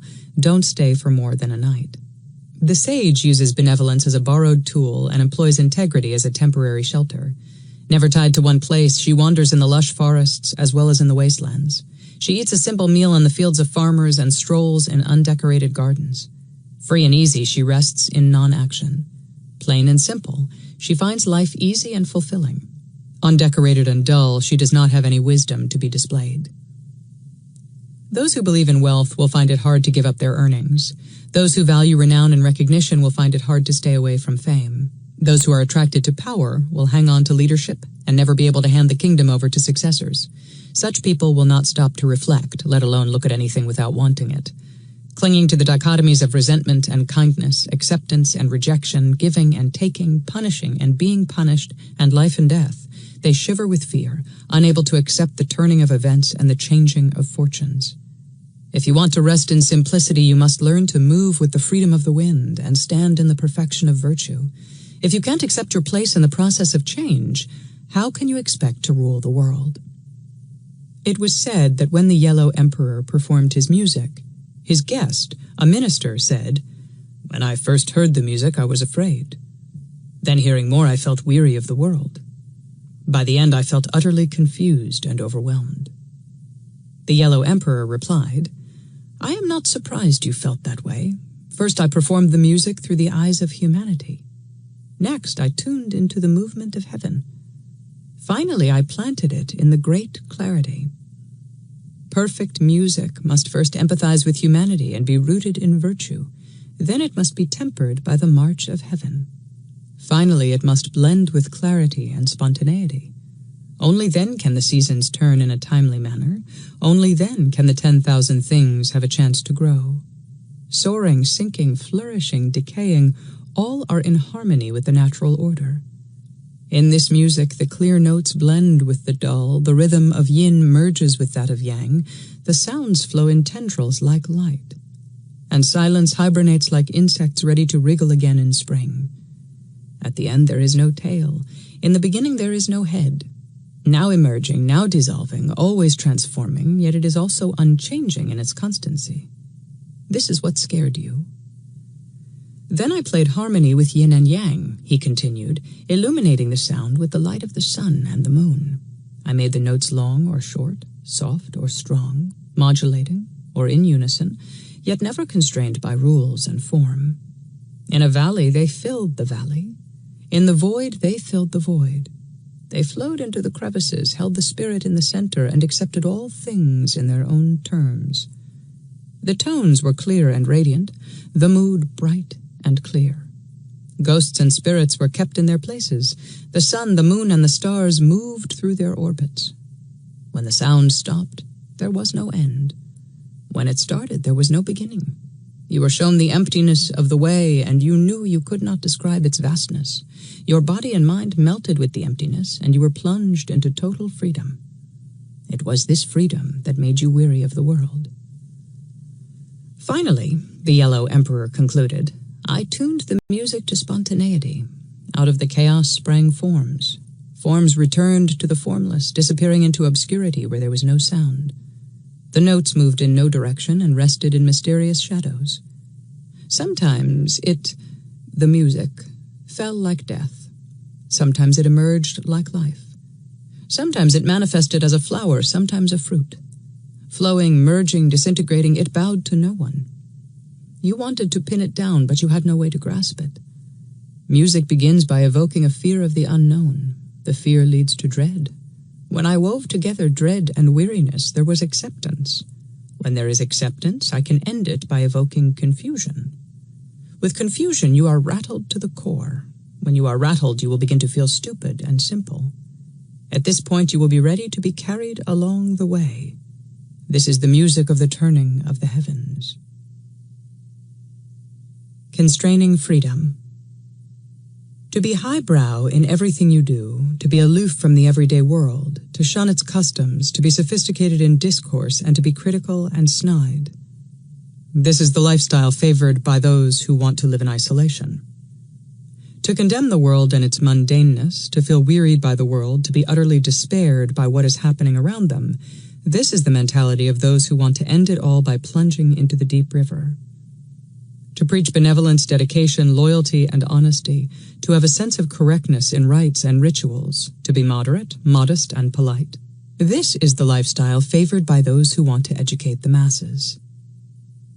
To talk about great achievements, to win fame and renown, to set down the rules and regulations of correct etiquette, to appoint people to positions and define their responsibilities, to ensure that the affairs of the state are running smoothly, to expand the territory of the nation by peaceful coexistence or conquest. This is the lifestyle favored by those who serve their country. To mend fences and clean ponds, to fish idly by the river, and to rest in non-action. This is the lifestyle of the hermit scholar who is uninterested in social and political engagements. To puff and expel the old breath and inhale the new, to imitate the postures of the bear and the bird, to be concerned only with cultivating the energy of life. This is the lifestyle of those who aspired to be like Peng Zhu, who was said to have lived 800 years. All these lifestyles constrain freedom by encouraging a tendency toward certain things and the avoidance of others. Limiting your options by constraining freedom or encouraging options by promoting freedom are just two sides of the same coin. Both are lifestyles that accept certain actions and reject others.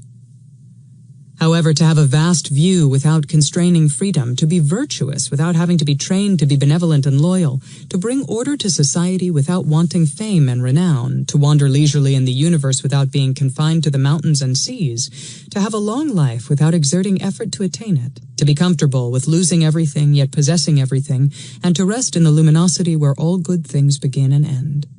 This is what it means to follow the ways of heaven and earth, and rest in the virtue of the sage.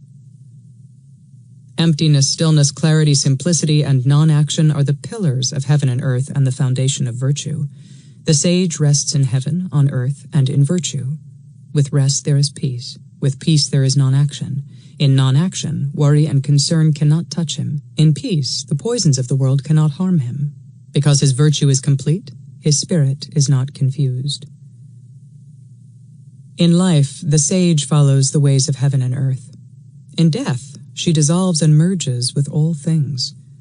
In stillness, she is at one with the virtue of yin. In movement, she flows with the action of yang. She does not bring fortune or cause misfortune. She responds only when circumstances call for it. She acts only when it is necessary. She rises to the occasion only when there is no other alternative. Throwing away the whys and wherefores, she journeys through the ways of heaven, earth, and virtue. Because the sage is at one with heaven, earth, and virtue, he never meets with disaster, nor is he burdened by material things.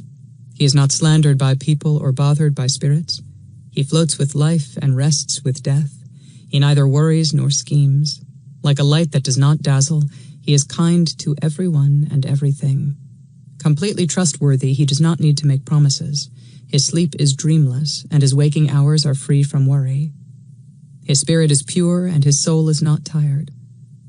In emptiness, nothingness, and simplicity, he is in harmony with the natural order of heaven and earth. Grief and elation pervert virtue. Fear and anger obstruct the way, and attraction and repulsion work against virtue. When you are without worry or expectation, virtue is complete. When there is oneness and constancy, stillness is complete.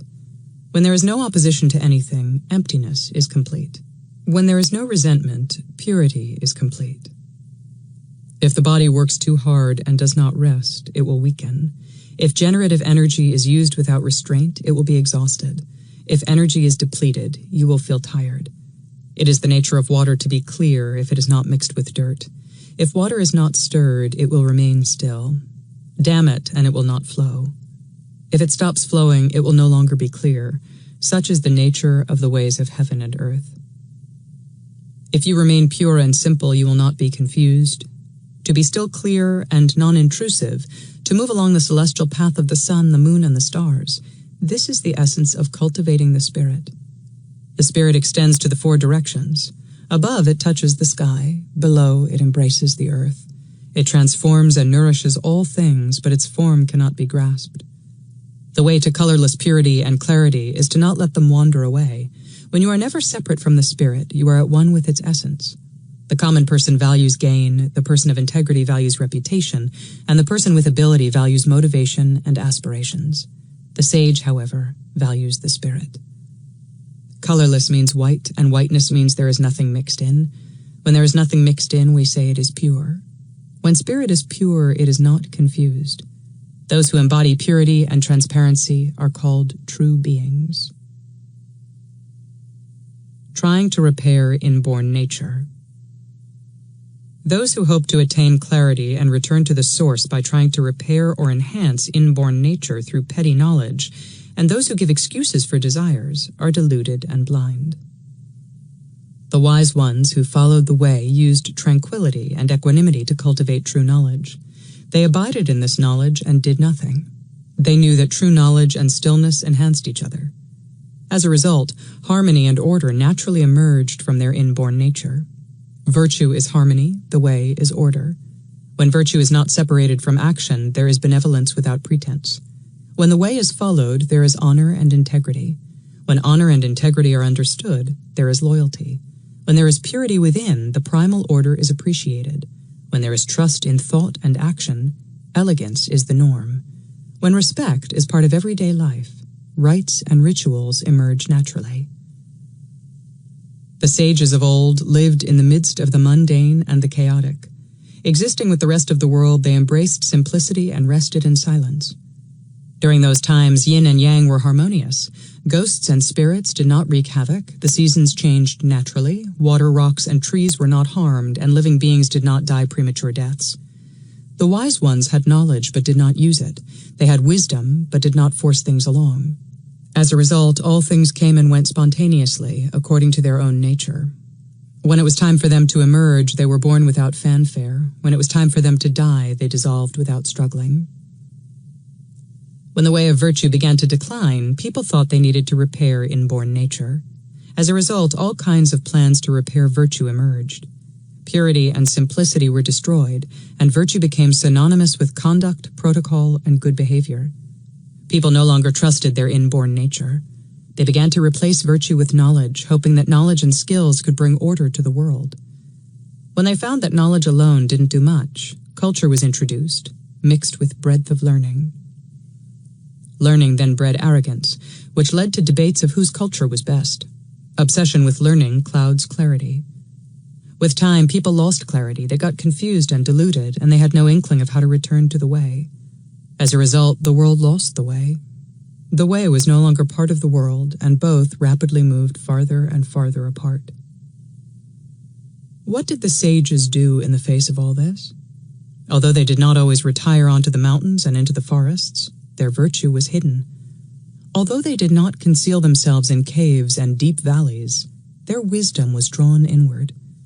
Although they did not actively refuse to use their abilities and talents, their knowledge was locked away. If destiny allowed, they would exercise virtue, wisdom, knowledge, and skill. If the times were not right, then all that was left for them to do was to deepen their roots, rest in truth, keep themselves alive, and wait. How do you live in tumultuous times? First, do not decorate knowledge with ornaments. Second, do not use knowledge to make trouble or try to use it to repair virtue. Third, be true to your inborn nature and rest in vastness. Virtue has no use for petty understanding. Small mind turns you away from virtue, and petty understanding steers you from the way. In this manner you will find fulfillment. When the sages spoke of fulfillment, they did not mean having material wealth or fame and recognition. For them, fulfillment meant that their lives were so joyous and complete that nothing could make them better. Autumn floods. When the autumn floods arrived, the Lord of the River was very pleased with himself, thinking that he was the greatest body of water on earth. But when the river reached the sea, the River Lord, seeing the wide expanse of the waters, was humbled. Having seen the vast and limitless sea, he understood that it is impossible to weigh and measure everything. Time, permanence, and even space are all illusions. The wise ones know that there is no beginning and no end. Observing that which is far and that which is immediate, the sage does not consider the large to be cumbersome and the small to be minuscule. She has a clear understanding of past, present, and future, and prefers not to ponder whether time is long or short. Seeing the true nature of things, she is beyond fullness and emptiness, gain and loss. Walking the middle path, she is not interested in seeking either the high or the low. For these reasons, she does not exult in life and does not dread the coming of death. The realized ones do not harm others in their actions, nor do they display benevolence or charity. They see no reason to avoid the wealthy or to demean the porter at the gate. They do not scheme to attain wealth, but they do not refuse it when they receive it. They do not force people to help them, but at the same time they do not brag about being self-sufficient. In fact, when offered help, they happily accept it. Although their actions are different from those of the petty and the vulgar, they do not display eccentricity or aloofness. They are content to stay with the crowd, but do not despise those who rush ahead. Fame and renown do not stir them to action, and punishments do not deter them from being true to virtue. Those who follow the way win no fame. Those who possess the highest virtue win no fortune. The realized ones have nothing to gain or lose because they have no notion of accomplishment or attainment. Do not imprison your inborn nature by latching onto notions of few and many. Few and many are merely part of the natural coming and going of things.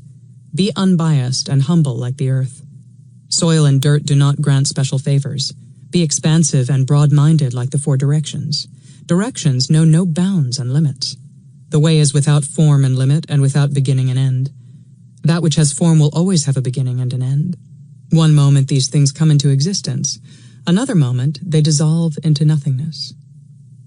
You can never find fulfillment in forms. Birth, growth, death, and decay are all part of the natural order of things. Hang on to any one of these, and you'll forever be confused. Understand the way, and you will have insight into the natural course of things. Know how things run their natural course, and you will be able to deal with emerging and dissolving circumstances. Know the principles of coming and going, and you will never be harmed. Embrace virtue, and you will not be harmed by fire, water, and wild animals. This has nothing to do with having magical abilities. It's about being able to intuitively distinguish danger from safety. Be content, and do not force yourself beyond your limits. In this way, you will never get yourself into situations that will injure you. If you understand that virtue is part of the way, you will not let what is unnatural to the way bury your inborn nature. True joy. Wealth, renown, and long life are what most people want today. Happiness is defined as a life of leisure, exotic food, fine clothing, beautiful sights, and pleasing sounds. Poverty, feeling useless, and an early death are what most people hate. A hard life with little rest, food without taste, clothing that is out of style, and no sights and sounds to entertain the senses are the things most people dread. People who can't get fame and fortune will go to no end to attain them, and those who have them are deathly afraid that they will lose them. What a stupid way to live. Those who are rich spend their time trying to get richer, wearing themselves out by piling up more wealth than they can ever use. What a waste of time. Those who have a reputation and a name to uphold spend their time scheming to become more famous, afraid that others will see and exaggerate their small faults. What a useless way to spend energy. If you are worrying and fretting all the time trying to get more, you'll end up with a tired body and an addled mind, even if you live a long life. What a callous way to treat yourself. True joy lies in non-action. True joy knows no happiness or sadness. It is beyond praise or blame. Right and wrong are not decided by public opinion. If you measure yourself by what others think, you will live only to please the crowd. Since you can't please everyone, you will never truly be content and happy. Heaven follows the way of non-action, letting things run their natural course. Its inaction is called purity. Earth also follows the way of non-action, letting things come naturally to their own fruition. Its inaction is called peace.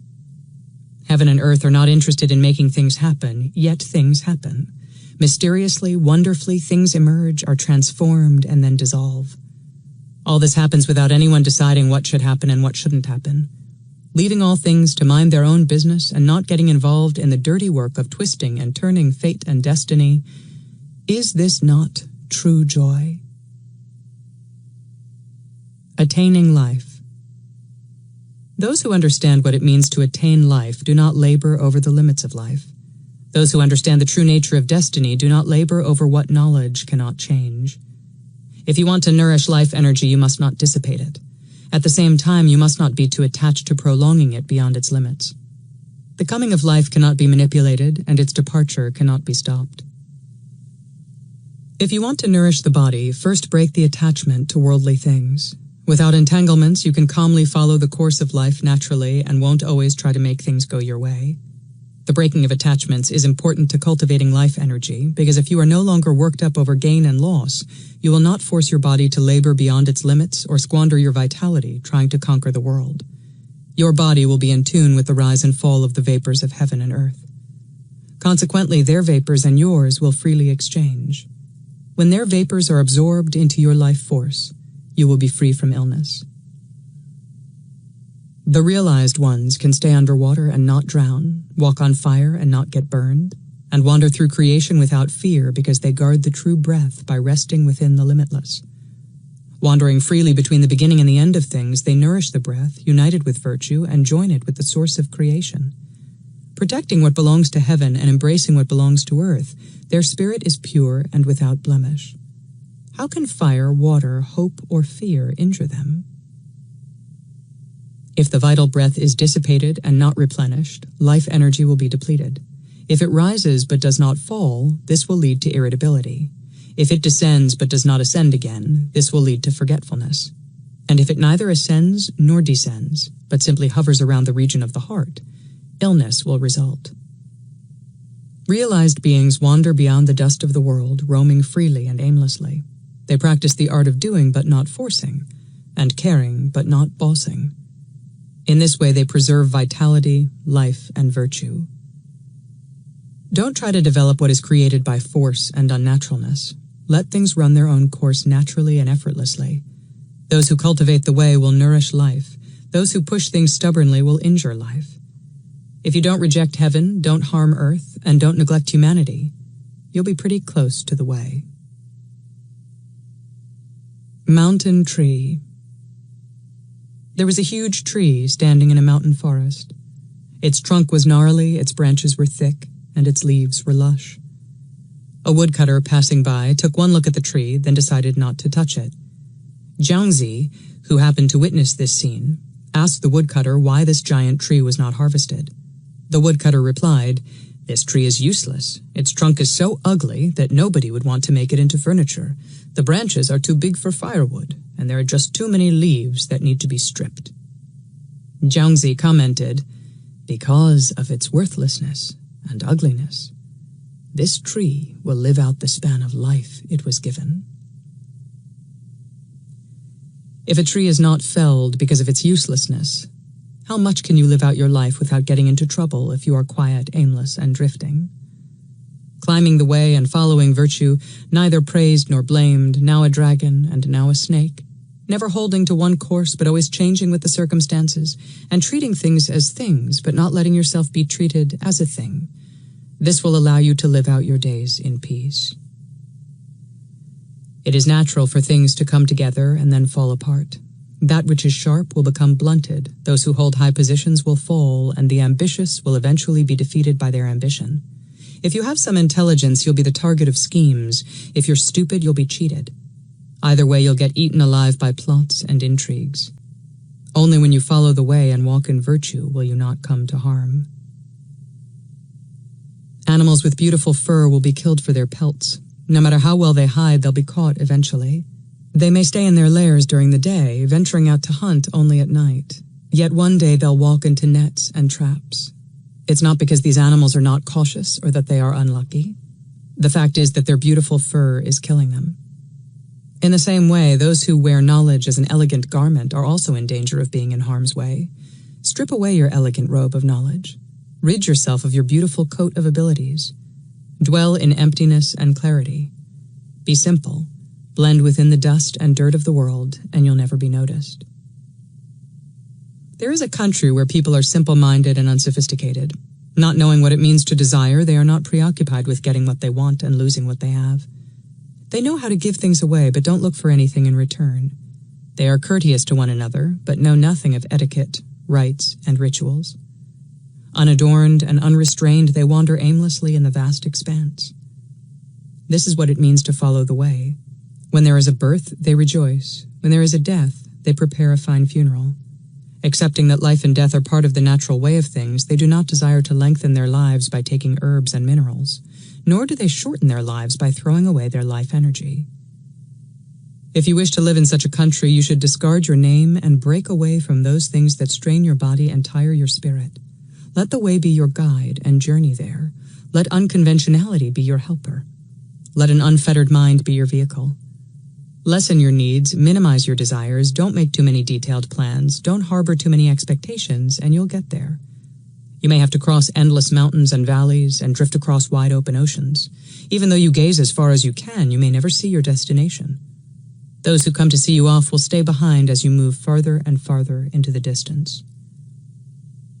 You may think that the journey to this hidden land is fraught with hardship, but hardship exists only for those who worry too much.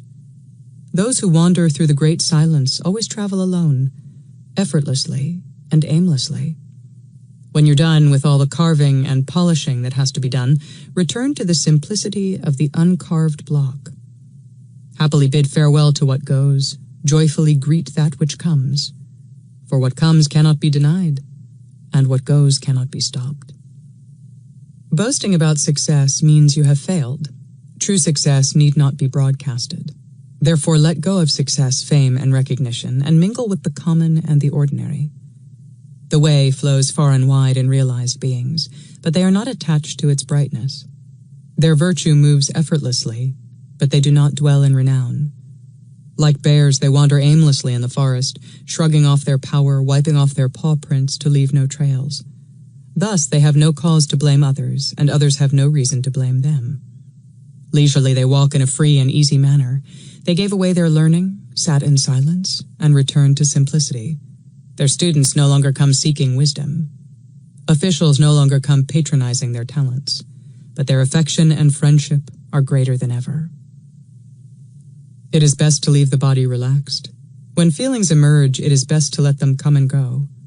When you go along with things rather than fight them, you will not run the risk of becoming their enemy. By keeping your body relaxed, you will avoid getting fatigued. By letting your feelings come and go, you won't dissipate life energy.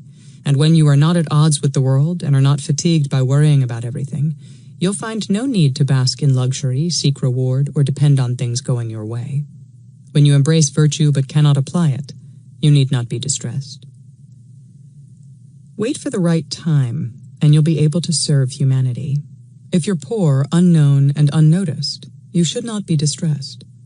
Hunger, thirst, cold, heat, and discomfort are all part of life and the natural turning of events. Humanity exists because of the way, and the way exists because of itself.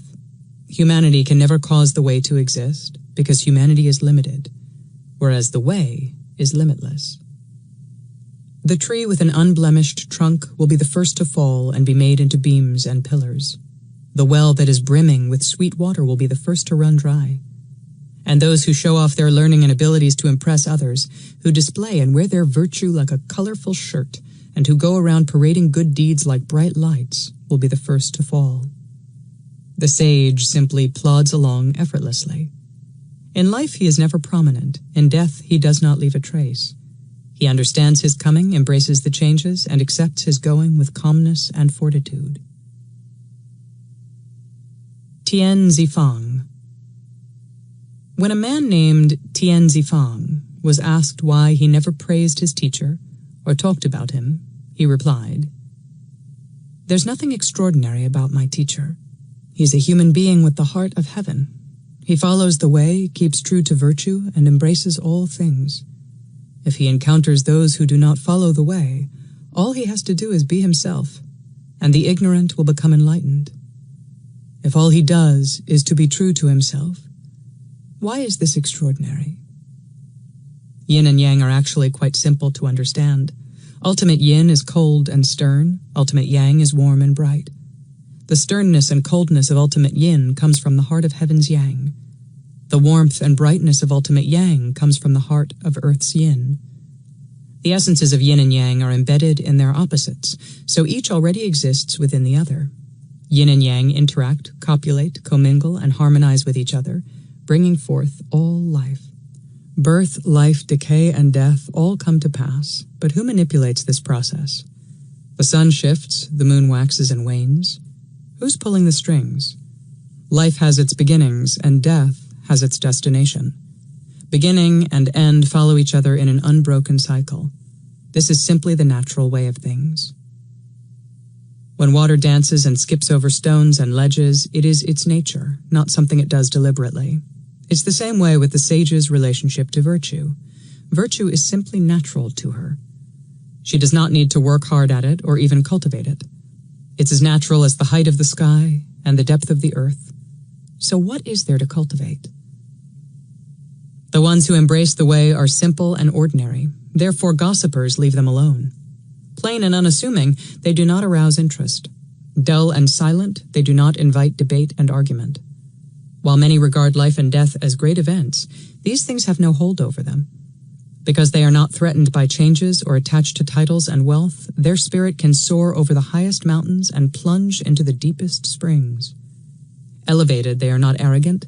Unnoticed, they are not distressed. Their fullness fills heaven and earth. They give everything to others, yet they possess all. Knowledge journeys north. Knowledge journeyed north, ran into do nothing, say nothing, and asked for advice. How can I find the way? What path should I take? What kind of practices will I need to attain tranquility? Do nothing, say nothing was silent. He didn't answer, not because he did not want to answer, but because he simply did not know how to answer. Undaunted, knowledge kept going. He encountered Wild and Witless and asked the same questions. Wild and Witless said, "Yes, I can give you the answers." But just as he was about to open his mouth, he promptly forgot what he was supposed to say. Failing to get any answers, Knowledge returned home and paid a visit to the Yellow Emperor, who was known to be the wisest man of his time.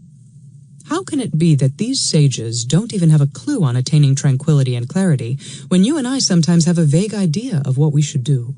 Asked Knowledge. The Yellow Emperor replied, "Do nothing, say nothing, got it. Wild and Witless appeared to get it. You and I, however, are nowhere near being right. Those who know do not speak, and those who speak do not know. You can't talk about the way or force its virtue.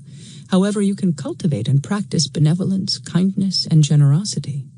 You can also talk about integrity, honesty, honor, and humility, and figure out better ways to apply them. When humanity distanced itself from the way, it also abandoned virtue. When it abandoned virtue, there was a need to promote benevolence, kindness, and generosity. When even these acts are dismissed, He continued, "What we have left are laws, protocols, and rituals. When even those are gone, we have disaster on our hands. Those who follow the way do less and less each day. Finally, they end up doing nothing and saying nothing. However, because nothing is said and nothing is done, everything is done." Knowledge said to the Yellow Emperor, "Why do you say that do nothing, say nothing was right on the mark, Wild and Witless was off, and we were downright wrong?" The Yellow Emperor replied, "Do nothing, say nothing was correct because he honestly did not know and admitted it. Wild and Witless appeared to be correct because he thought he knew, but then forgot it. We were wrong because we thought we knew." Life is the beginning of death, and death is the beginning of life. Who can understand the workings of heaven and earth? Life is simply the emergence of breath. When breath emerges, there is life. When breath stops, there is death. Life and death are a matter of the appearance and disappearance of breath. Since life and death follow each other, why be anxious about their coming and going? All things come from the source. We judge some to be beautiful and worthy and others to be ugly and useless. But in an instant, things that are beautiful can become foul and those that are useful can become worthless. The sage knows that there is only one breath coming from one source. Therefore, he always values this oneness. Heaven and earth have great beauty, but they never talk about it. The seasons are clear about their timeliness, but they do not discuss it.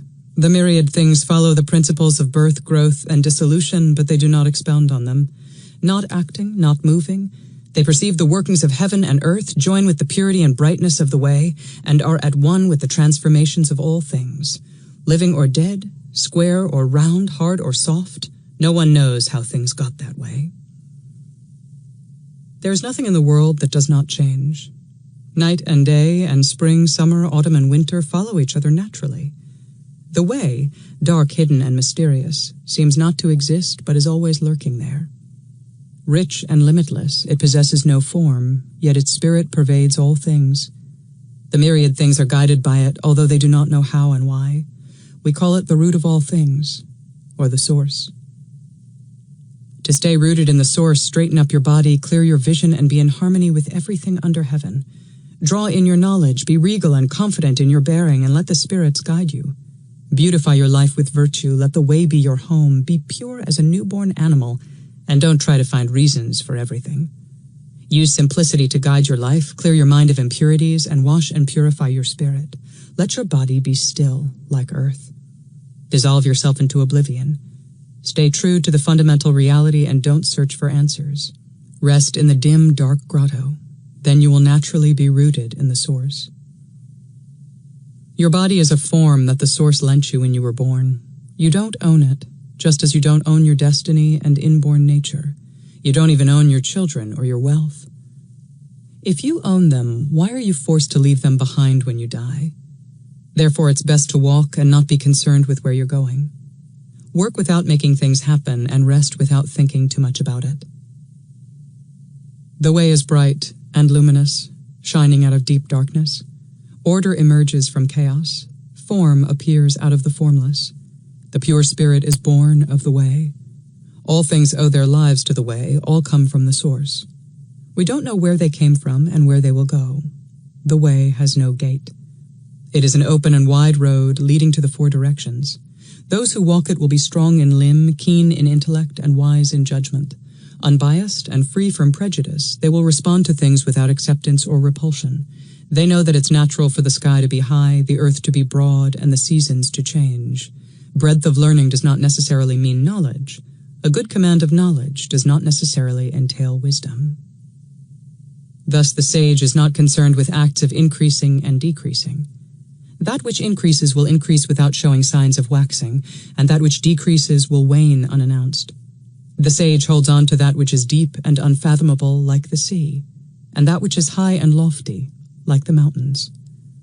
For a brief time she is mortal, and then she will return to the source. Her life is simply the gathering of breath, and her death is a departure of breath. It is natural for trees to bear fruits, vines to climb, and flowers to spread pollen. It is also natural for human relationships to form and dissolve. The sage, encountering these things, does not go against them or cling to them. To respond to them naturally, without praising or condemning, is virtue. To embrace them in fellowship is the way. The formless is the basis of forms. Form emerges from the formless, and form returns to the formless. This is a truth that we need to arrive at without conception. Trying to reach this conclusion by debating and searching for evidence does not work. Those who pontificate and expound the facts will not reach it, and those who have reached it will find no need to argue about it. Those who look with expectation will not see it. Those who speak elegantly of it will only cloud its existence. The way cannot be seen or heard. It emerges only in stillness and silence. Join with me in quietude, harmony, leisure, and inaction, and you will never experience exhaustion. I go nowhere and arrive without knowing how far I've traveled. I come and go and never think about starting and stopping. I've been everywhere and back, but I don't know if the journey is completed. I relax and wander freely in the vastness. Knowledge enters, and I am not aware of its existence. Wisdom enters, and I don't know where it begins or ends. If you treat things as objects, you will always be limited by objectness. If you move beyond the realm of fixity and limits, you will enter the realm of the limitless. The way fills and empties the 10,000 things, but it is never filled or empty. It makes things grow and wither, but it itself is never subjected to maturation and decay. It allows roots to dig deep and branches to spread wide, but it itself does not have roots and branches. It stores and scatters, but has no idea of storage and scattering. People in ancient times changed according to changes in nature. People nowadays play around with thoughts, trying this idea and that, sometimes adopting kindness, sometimes meanness, but stay fixed in their minds despite changing conditions. This is no way to live. The sage lives with others but does not harm them. Those who don't harm others will not meet with harm themselves. We delight in having a good home and family and a decent livelihood. Loss of loved ones, home, and possessions grieves us. The sage does not deny that these feelings are aroused naturally. It's just that he does not crave one and abhor the other. Perfect speech is silence. Perfect action is non-action. Perfect understanding is not knowing you understood. To limit your understanding only to that which can be understood is shame.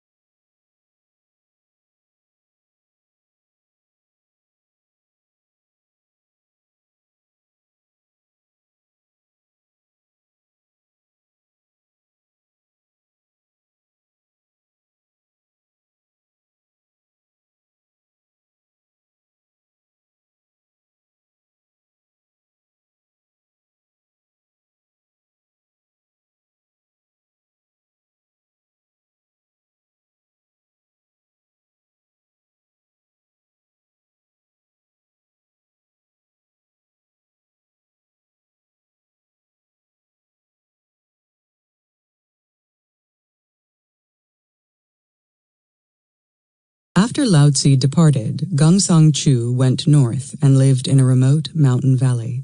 He kept to himself, but occasionally got help from the local villagers, who were considered stupid and idle. After 3 years of his living there, the villages in the area prospered. The crops multiplied, the livestock was healthy, and there was no crime. The village elders suspected that it was Gongsun's influence, so they proposed to make him a deity and honor him with a shrine. When Gongsun Chu heard about this, he immediately left. His friends thought this behavior strange, but Gongsun Chu said, "When spring comes, plants grow and flowers bud. When autumn comes, fruits ripen and the crops are ready for harvest. How could it be otherwise? The way gets things going without anyone's interference. My staying here will only encourage those petty elders to set up sacrificial altars and make up rituals to complicate people's lives. I do not wish to be the cause of the villagers' misery." Birds fly high to escape hunters. Fish and turtles dive deep to stay away from nets. Similarly, to preserve the body and conserve life energy, we need to know how to hide, not minding other people's affairs and not encouraging them to weave rituals to complicate their lives.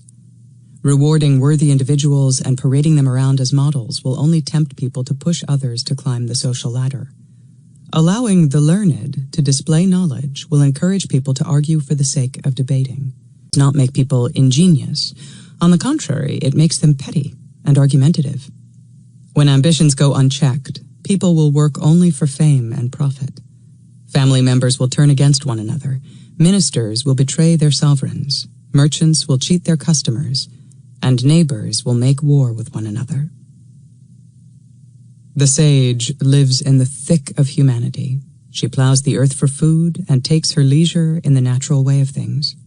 She does not get involved with petty rights and wrongs, or with profit and loss, and does not partake in the schemes and plots of politics.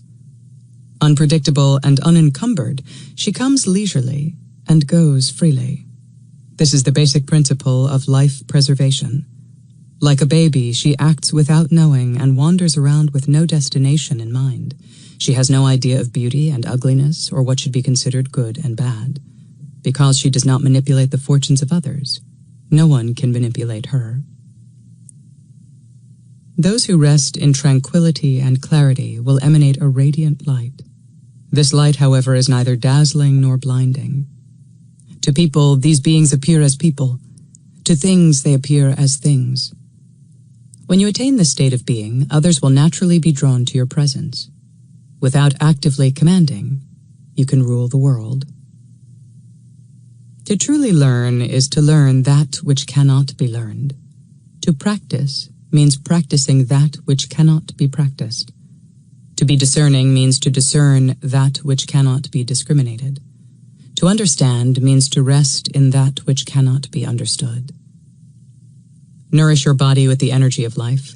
Rest in thoughtlessness and give life to your consciousness. Honor your inborn nature and extend this to others. Know that there is a guardian who protects the house where your spirit dwells. If your protector is vigilant, nothing can enter to harm the spirit. Be sincere and honest with yourself, or you will be entrapped by petty concerns. Those who are not open and clear are vulnerable to materialistic attachments. If you have not done anything against your inborn nature, you will never fear that which lurks in the darkness. If you focus on what is within, you will not do good deeds for the sake of reward and recognition. However, if you focus on material rewards, you'll only be concerned with hoarding goods. Those who do good deeds without any wish for wealth and recognition are called possessors of light, because their deeds emanate the light of the spirit within. If you go along with the natural way of things, things will come to you. However, if you try to force your way through, you'll never have enough space for yourself and others. Those who have no room for others will find others threatening. In the end, these people can befriend no one, and no one can befriend them. Alienate yin and yang, and they will become your enemies. It's not that yin and yang will actively harm you, it's your confusion that makes them deadly. People today think that independence is a desirable thing, that yin and yang should be completely separated to each maintain its own identity. They equate independence with separation and encourage people to promote their uniqueness instead of embracing the interdependency of all things. So they go about glorifying their independence, forgetting that all things come from the source and are inherently connected to one another. They claim great discoveries only to realize in the end that they have wiped themselves out chasing illusions. Those who analyze put knowledge on a pedestal. Using the authority of knowledge, they go about assigning right and wrong to every action. They consider themselves the arbiters of correctness, doling out rewards and punishments. They define what is wise and what is ignorant. Those who are considered wise are judged to be worthy. Those who are considered dull are deemed unworthy. Those who are successful are rewarded with fame. Those who fail are heaped with shame. This is what happens when analyzers dominate. The most perfect ritual does not discriminate. If you step on a stranger's foot, you apologize. If you step on your brother's foot, you apologize even though you know he does not mind. If you step on your parents' foot, you apologize even though you know in your heart that you are forgiven. Those with perfect knowledge do not scheme. Those with perfect benevolence show no outward affection, and those with perfect trust have absolute faith in the other. Wipe out delusions generated by will. Undo attachments that bind your heart. Dissolve conceptual notions of what is virtuous and what is not, and you will clear obstacles to the way. Renown, recognition, fame, authority, wealth, and profit are the 6 delusions of the will.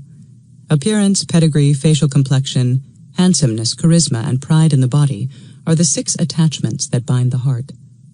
Repulsion, desire, elation, anger, grief, and happiness are the 6 snares of virtue. Rejecting, accepting, taking, giving, having know-how, and practicing tricks are the 6 obstacles to the way. When these groups of 6 pitfalls no longer dwell within, you will naturally be virtuous. When you are virtuous, you will no longer be bullied by attachments. When attachments no longer rule you, you will be still. When you are still, your spirit will be bright. When your spirit is luminous, this is called enlightenment. If you wish to be still, you must calm your energy. If you wish to nourish the spirit, you must still your thoughts. If you want your actions to have an effect, you must go along with the most appropriate thing to do. This is the way of the sage. Virtue models itself after the way, and life is the light of virtue. Inborn nature, of goodness, is the substance of life. When inborn nature moves, it is called right action. When it is still, it is called virtue. Action that is forced is called artificial action. An act that is done because it is the appropriate thing to do is virtue in action. Understanding that aims to analyze sees only schemes and plots. Understanding that aims only to understand is like a child's innocent wonder. Action and understanding that are not centered on self are called good order. This comes from being skilled in managing the affairs of humanity. All things come from the source and return to the source. The source has no form, yet it is the origin of all things.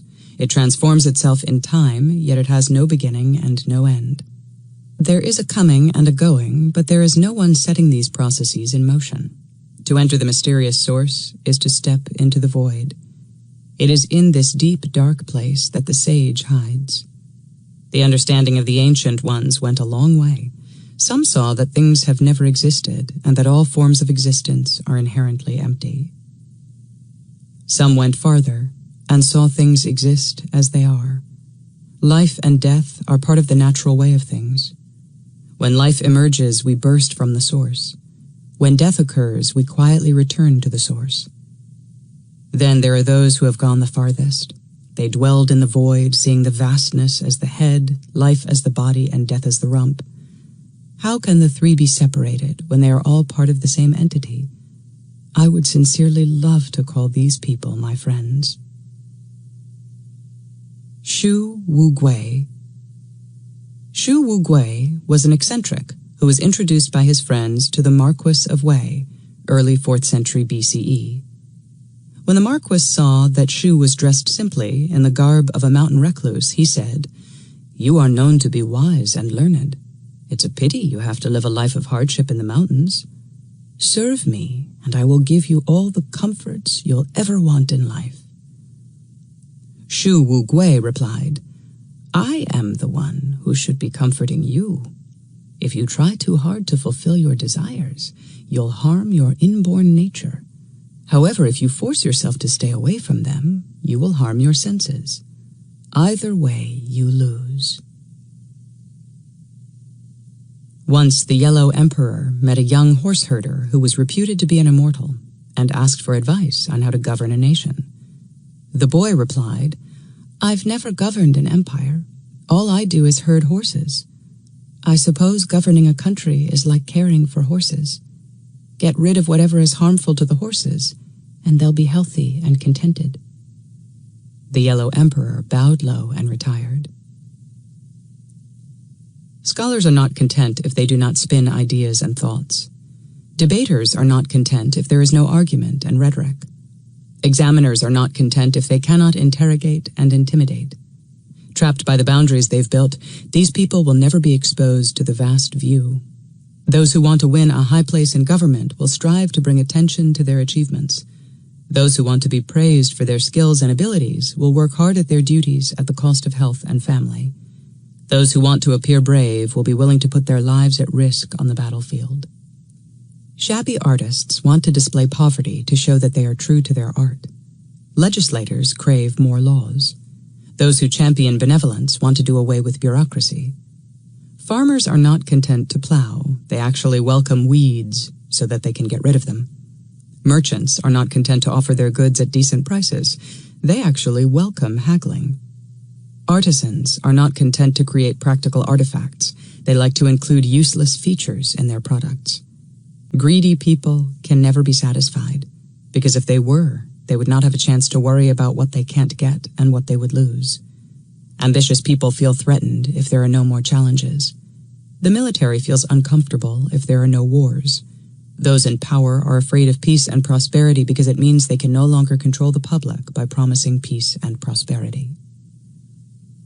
All these people drive their minds and bodies day after day. What they get in the end is a sickly body and a tired mind. Drowned in the muck and mire they've created for themselves, they end their lives forever disconnected from the way.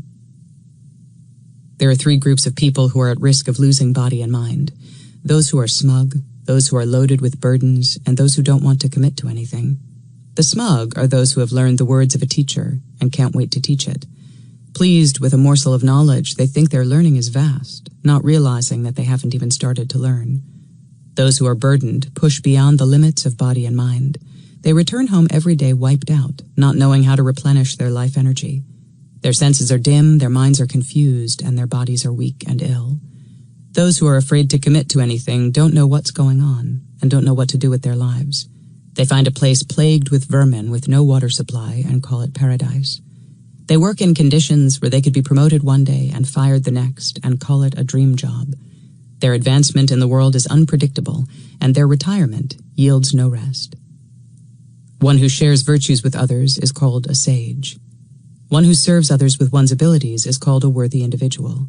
If you use your skills to win praise and power over others, you will never have their loyalty. If you humble yourself, however, you will never lack support. The sage embraces heaven and earth. He does not need to hold a title or be appointed into a position to help. To those in need, he shares his fortune. To those in suffering, he offers compassion. In life, he works without fanfare. In death, he leaves no trace. The sage does what comes naturally to him, which is to apply virtue. In this way, he is no different from a dog that excels in guarding a house and barking at intruders, or a cat that excels in catching mice that raid pantries. The sage pays no attention to what the crowd is doing. She neither seeks their approval nor distances herself from them. Embracing virtue, she finds harmony, pats her tummy, and rambles around freely. Use the eyes to select what you see, use the ears to choose what you should hear, and use the mind to restore clarity to the mind. The ancient ones used the principles of the way to guide humanity. They never used the ways of humanity to direct the way.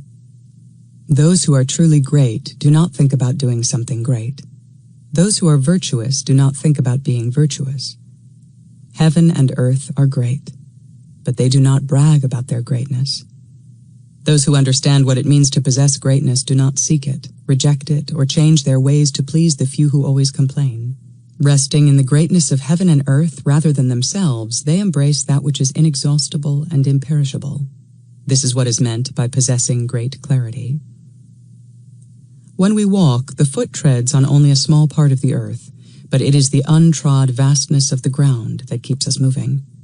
Our understanding may be small, but if it is grounded in the vastness of the limitless, it is enough to keep us on the path of the way.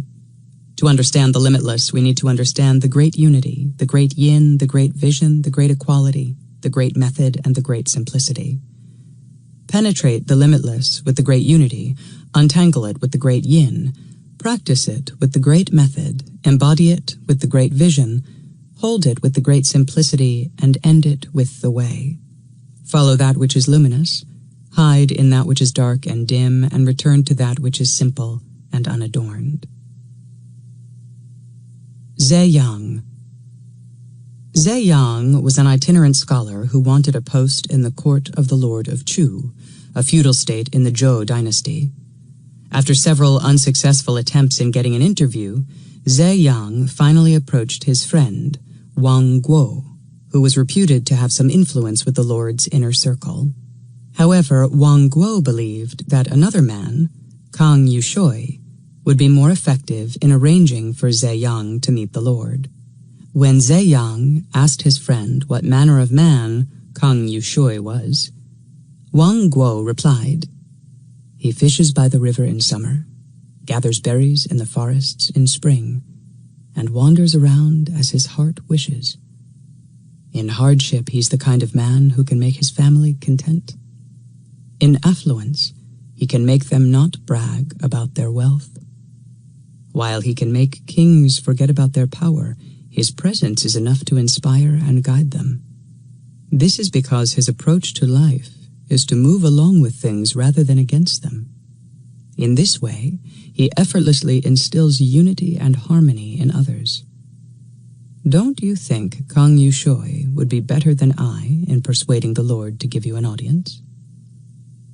Zhe Yang finally understood Wang Guo's advice and asked no more about meeting the Lord. The sage transcends confusion and complications. Merged with all things, he knows no beginning and no end, no season and no time of day.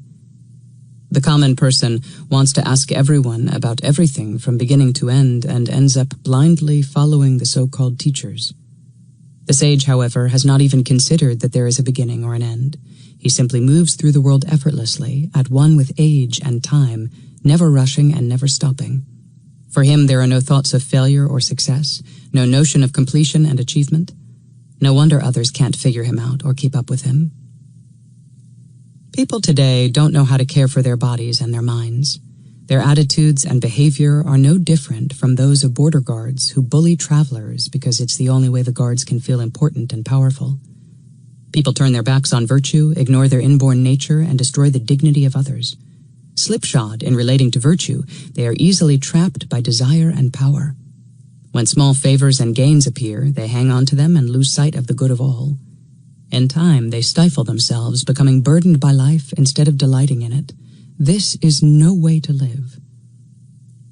The wise ruler is quick to attribute success to others and considers with great care if someone is to be blamed for failure.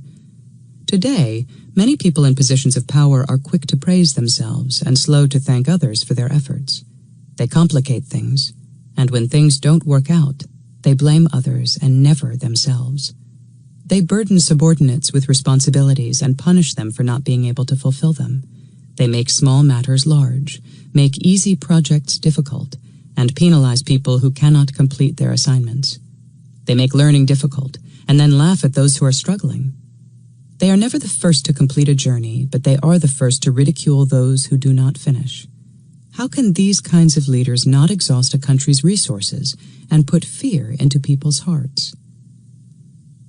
It is said that a lack of virtue leads to arrogance and delusion. A lack of courage leads to closed-mindedness. A lack of strength leads to reliance on gadgets. A lack of knowledge leads to deceit. And a lack of contentment leads to theft. When things enter your consciousness, there should be a host to receive them, but never to cling to them. When thoughts emerge from consciousness, they should be guided, but not constrained. Day and night follow each other. The seasons run their course. This is not because someone forces them to behave in this way. It's because it is part of the natural way of things. So it is with ruling a country. The leader of a nation is not partial to any of the departments or ministries and never seeks to control them. The departments do what is naturally their responsibility and are not subject to the whims of those in power. In this way, the functioning of the state will be well ordered. In this way, virtue is complete. The myriad things of the world differ from one another in function, but the way does not favor one over the other or try to control them. If a ruler does not favor one minister or one subject over another, people will be content to be nameless. Being nameless, they can rest in non-action. Resting in non-action, they are effortless in everything they do and do not do. Being effortless, they can wander freely in the vastness of the void. The way is neither a being nor a non-being.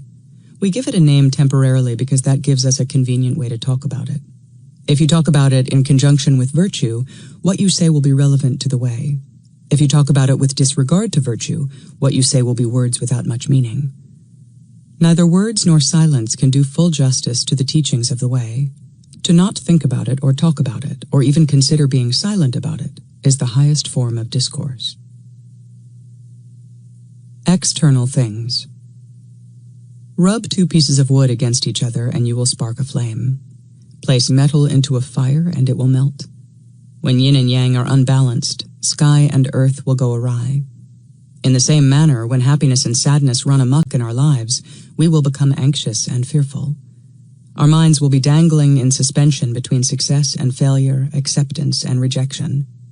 Gain and loss rubbing against each other can only generate fires that burn up inner peace and harmony. This is what happens when external things take control of us. If you are able to wander aimlessly, how can anything keep you from being bogged down? However, if you are unable to let go, how can you even begin to think of being free? A mind that is tied down by conformity, a will that is bent toward aloofness, and an attitude that is anchored by an unwillingness to change are all incompatible with wisdom and virtue. A penetrating eye sees clearly, a penetrating ear hears clearly, a penetrating nose smells clearly, a penetrating mouth tastes clearly, a penetrating consciousness perceives clearly, and a penetrating wisdom understands virtue clearly. The ability to penetrate is nothing more than not allowing the senses and the mind to be choked by external things. When we swallow too much food, we choke. When we take in too much sight, sound, smell, or taste, we get confused. When we are bombarded with too many thoughts, we get deluded. Too much stimulation will lead to disorder, and disorder harms not only ourselves but also other living things. All things with consciousness owe their existence to breath. However, if they don't care about this life-giving breath, it is not the fault of heaven and earth. On the contrary, heaven and earth have endowed us with the ability to inhale life-giving breath and expel noxious airs. Nowadays, however, most people choose to block up the passages and close the doors instead. The body is like a building with many levels and rooms. If the levels are organized and the passages between them are unobstructed, we can wander from one room to another without constraint. However, if the rooms are small and the corridors are filled with furniture and junk, we will feel claustrophobic and edgy. So it is with consciousness. If consciousness is a large space, we can wander around aimlessly. If consciousness is narrow and confined, we will never have the chance to wander. With time, we will become comfortable with living in a small mind and be afraid of venturing out to the wide world. If consciousness cannot be given free rein, the breath of life will not flow properly.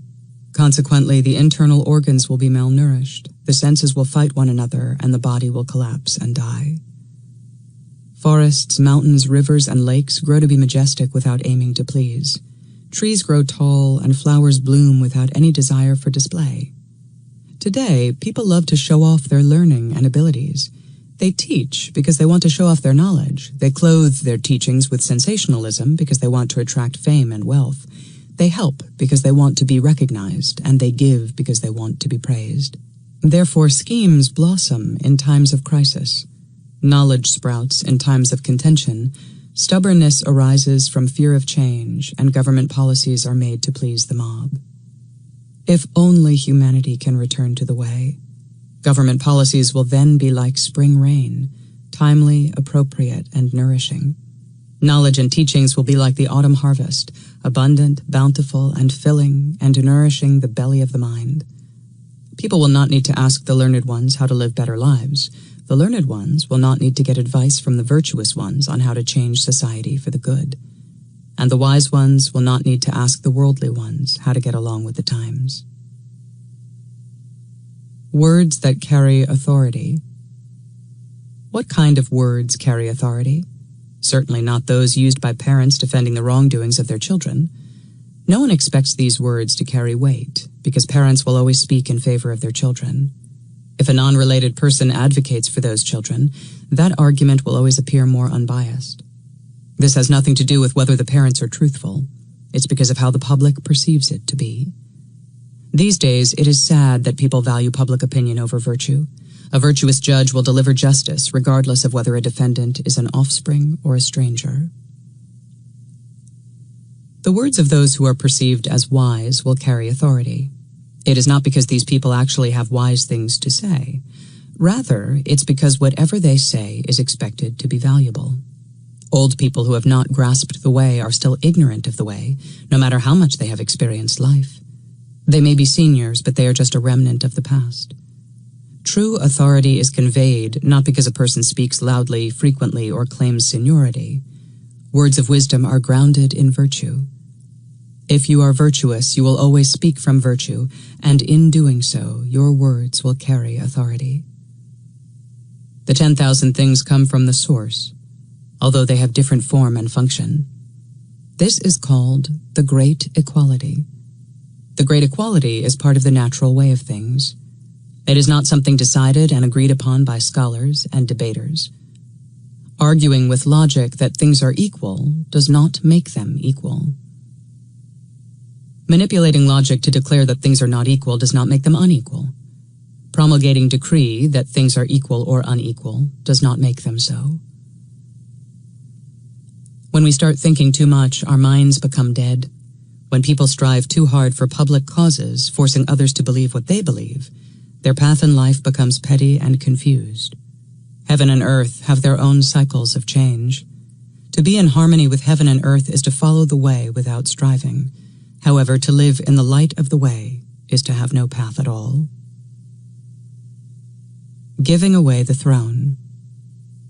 The sagely emperor Zun, before 2500 BCE, wanted to give away the throne when he saw that his people were prospering and living harmonious and peaceful lives. Deciding that his work was done, he looked for successors to inherit the kingship. This was a man who had an inkling of what it means to follow the way. When Zun approached Zizhou and asked him to take the throne, Zizhou replied that his health was not good and that he needed to take care of his ailments before he could even think about ruling a kingdom. This was a man who valued his life force and would never exchange his health for fortune and power. He was well on his way to understanding the way. Zun next asked Shang Chuan to be his successor. Shang Chuan's answer was, "I wander in the midst of space and time. In winter I dress in furs, in summer in hemp. To exercise my body I plow in spring and harvest in autumn. In winter I rest my body and clear my mind, dining on what I have stored from the autumn harvest. I rise with the dawn and rest with sunset. I wander freely between heaven and earth." With this, Shang Chuan went deep into the mountains and was never seen again. This was a man who had almost embraced the way. Zun then asked his friend, a farmer of Stone Door village, to take the throne. The farmer simply lifted his wife onto his back, took his son by the hand, and, without a word, disappeared to the islands across the sea, never to return. This was a man who had never been separated from the way. The sage respects life and knows what it means to nourish the body and tame her desires. If she is rich and honored, she does not let wealth and power injure her clarity. If she is poor and unknown, she does not let concerns of fortune and fame entangle her body and muddle her mind. Today, people who occupy high offices in government or business are deathly afraid that they will lose their power and fortune. Fixed on profit and loss, fortune and misfortune, they risk their lives to get what they don't have and to keep what they have. They end up with a sick and tired body and a confused and deluded mind. Is this worthwhile? The states of Han and Wei were once fighting over a small piece of territory along their border. The Marquis of Han asked the sage Weizi for advice. Weizi said, "If Wei tells you that the territory can be yours if you cut off your left hand, would you sacrifice your hand for a piece of land?" The Marquis immediately replied, "Of course not. I would not want to lose my hand even for a piece of land." Weizi then said, "You just acknowledged that your hands are more important to you than territory. And if your hands are valuable to you, how much more important is your body? If you value your body, you won't think about endangering life and limb going to war with your neighbor. If everyone weighed in on what is more important to them, their lives or their possessions, we'd be content with what we have and would not go to war." The Marquis replied to Weizi, "Of all the advice I've gotten, yours was the most enlightening." The teachings of the Way lie in preserving and respecting life. When there is energy to spare, it can be used to manage the family and the state. If you use all your time and energy to conquer a country or take over a corporation, you won't be able to care for your life. Yet there are many today who would willingly sacrifice their health and sanity to pursue wealth, fame, and power. Would you willingly exchange a piece of fine jade for a broken shard of pottery? There was a man named Zhuangzi in the state of Lu who lived in a small house with a leaky roof and a broken fence. Yet he sat on a grass mat in a dignified manner and played his lute and sang. When his friend Zhigang, who held a high position in government, visited him, Zhuangzi came out to greet his friend wearing a hemp robe and straw sandals. Zhigang, seeing the sorry state his friend was in, tried to comfort him, but Zhuangzi simply said, "I've heard people say that if you lack wealth, this is called poverty. If you've acquired learning but cannot put your knowledge to use, this is called distress. I may be poor, but I am not in distress. To pursue ambition by joining political parties, to study in order to show off learning, to teach in order to please your pride, to flatter in order to be promoted, and to abandon virtue to please the mob. I could not do these things. And that's why I may be poor, but I am not in distress." Zhigang was a student of Confucius. Although he held a high position in government, he had never been able to put what he had learned from his teacher into practice. Moreover, to preserve his position, he had to join cliques, flatter his superiors, and take part in court activities that were all show and no substance. Hearing his friend's comment, Zhigang backed away, embarrassed, knowing that he could not part with his political career and social recognition. He might have been wealthier and more renowned, but he was also more distressed. Another student of Confucius, Zhuangzi, lived in a wooden hut and farmed a nearby field. He wore a robe of hemp in summer and a coat of patched quilt in winter. He grew and harvested what he needed and never cut wood to light a fire. His hands were calloused from pulling weeds and planting grain, and his feet were hard from walking barefoot. Yet he would sing the old songs, greet the morning with joy, and go to bed without a care. The emperor offered him a position as a cabinet minister, but Zhuangzi refused. The feudal lords sent him gifts, but he returned them. Those who cultivate the spirit forget about profit and loss. Those who nourish the body forget about fame and recognition, and those who walk the way forget about the mind. Zhuangzi was one of the most brilliant students of Confucius. Coming from a poor family, Zhuangzi was often persuaded by others, including Confucius himself, to seek employment in the civil service. Once, when Confucius again encouraged Zhuangzi to offer his services to the country, Zhuangzi said, "I have enough land near my home to farm for food and grow hemp for clothing. In my spare time I study and play the lute. I am very happy and contented, and have no desire to join the civil service." Confucius's face was suddenly serious. In a soft and respectful voice, he said to his student, "You know contentment. Those who know what is enough will not be entangled by thoughts of gain.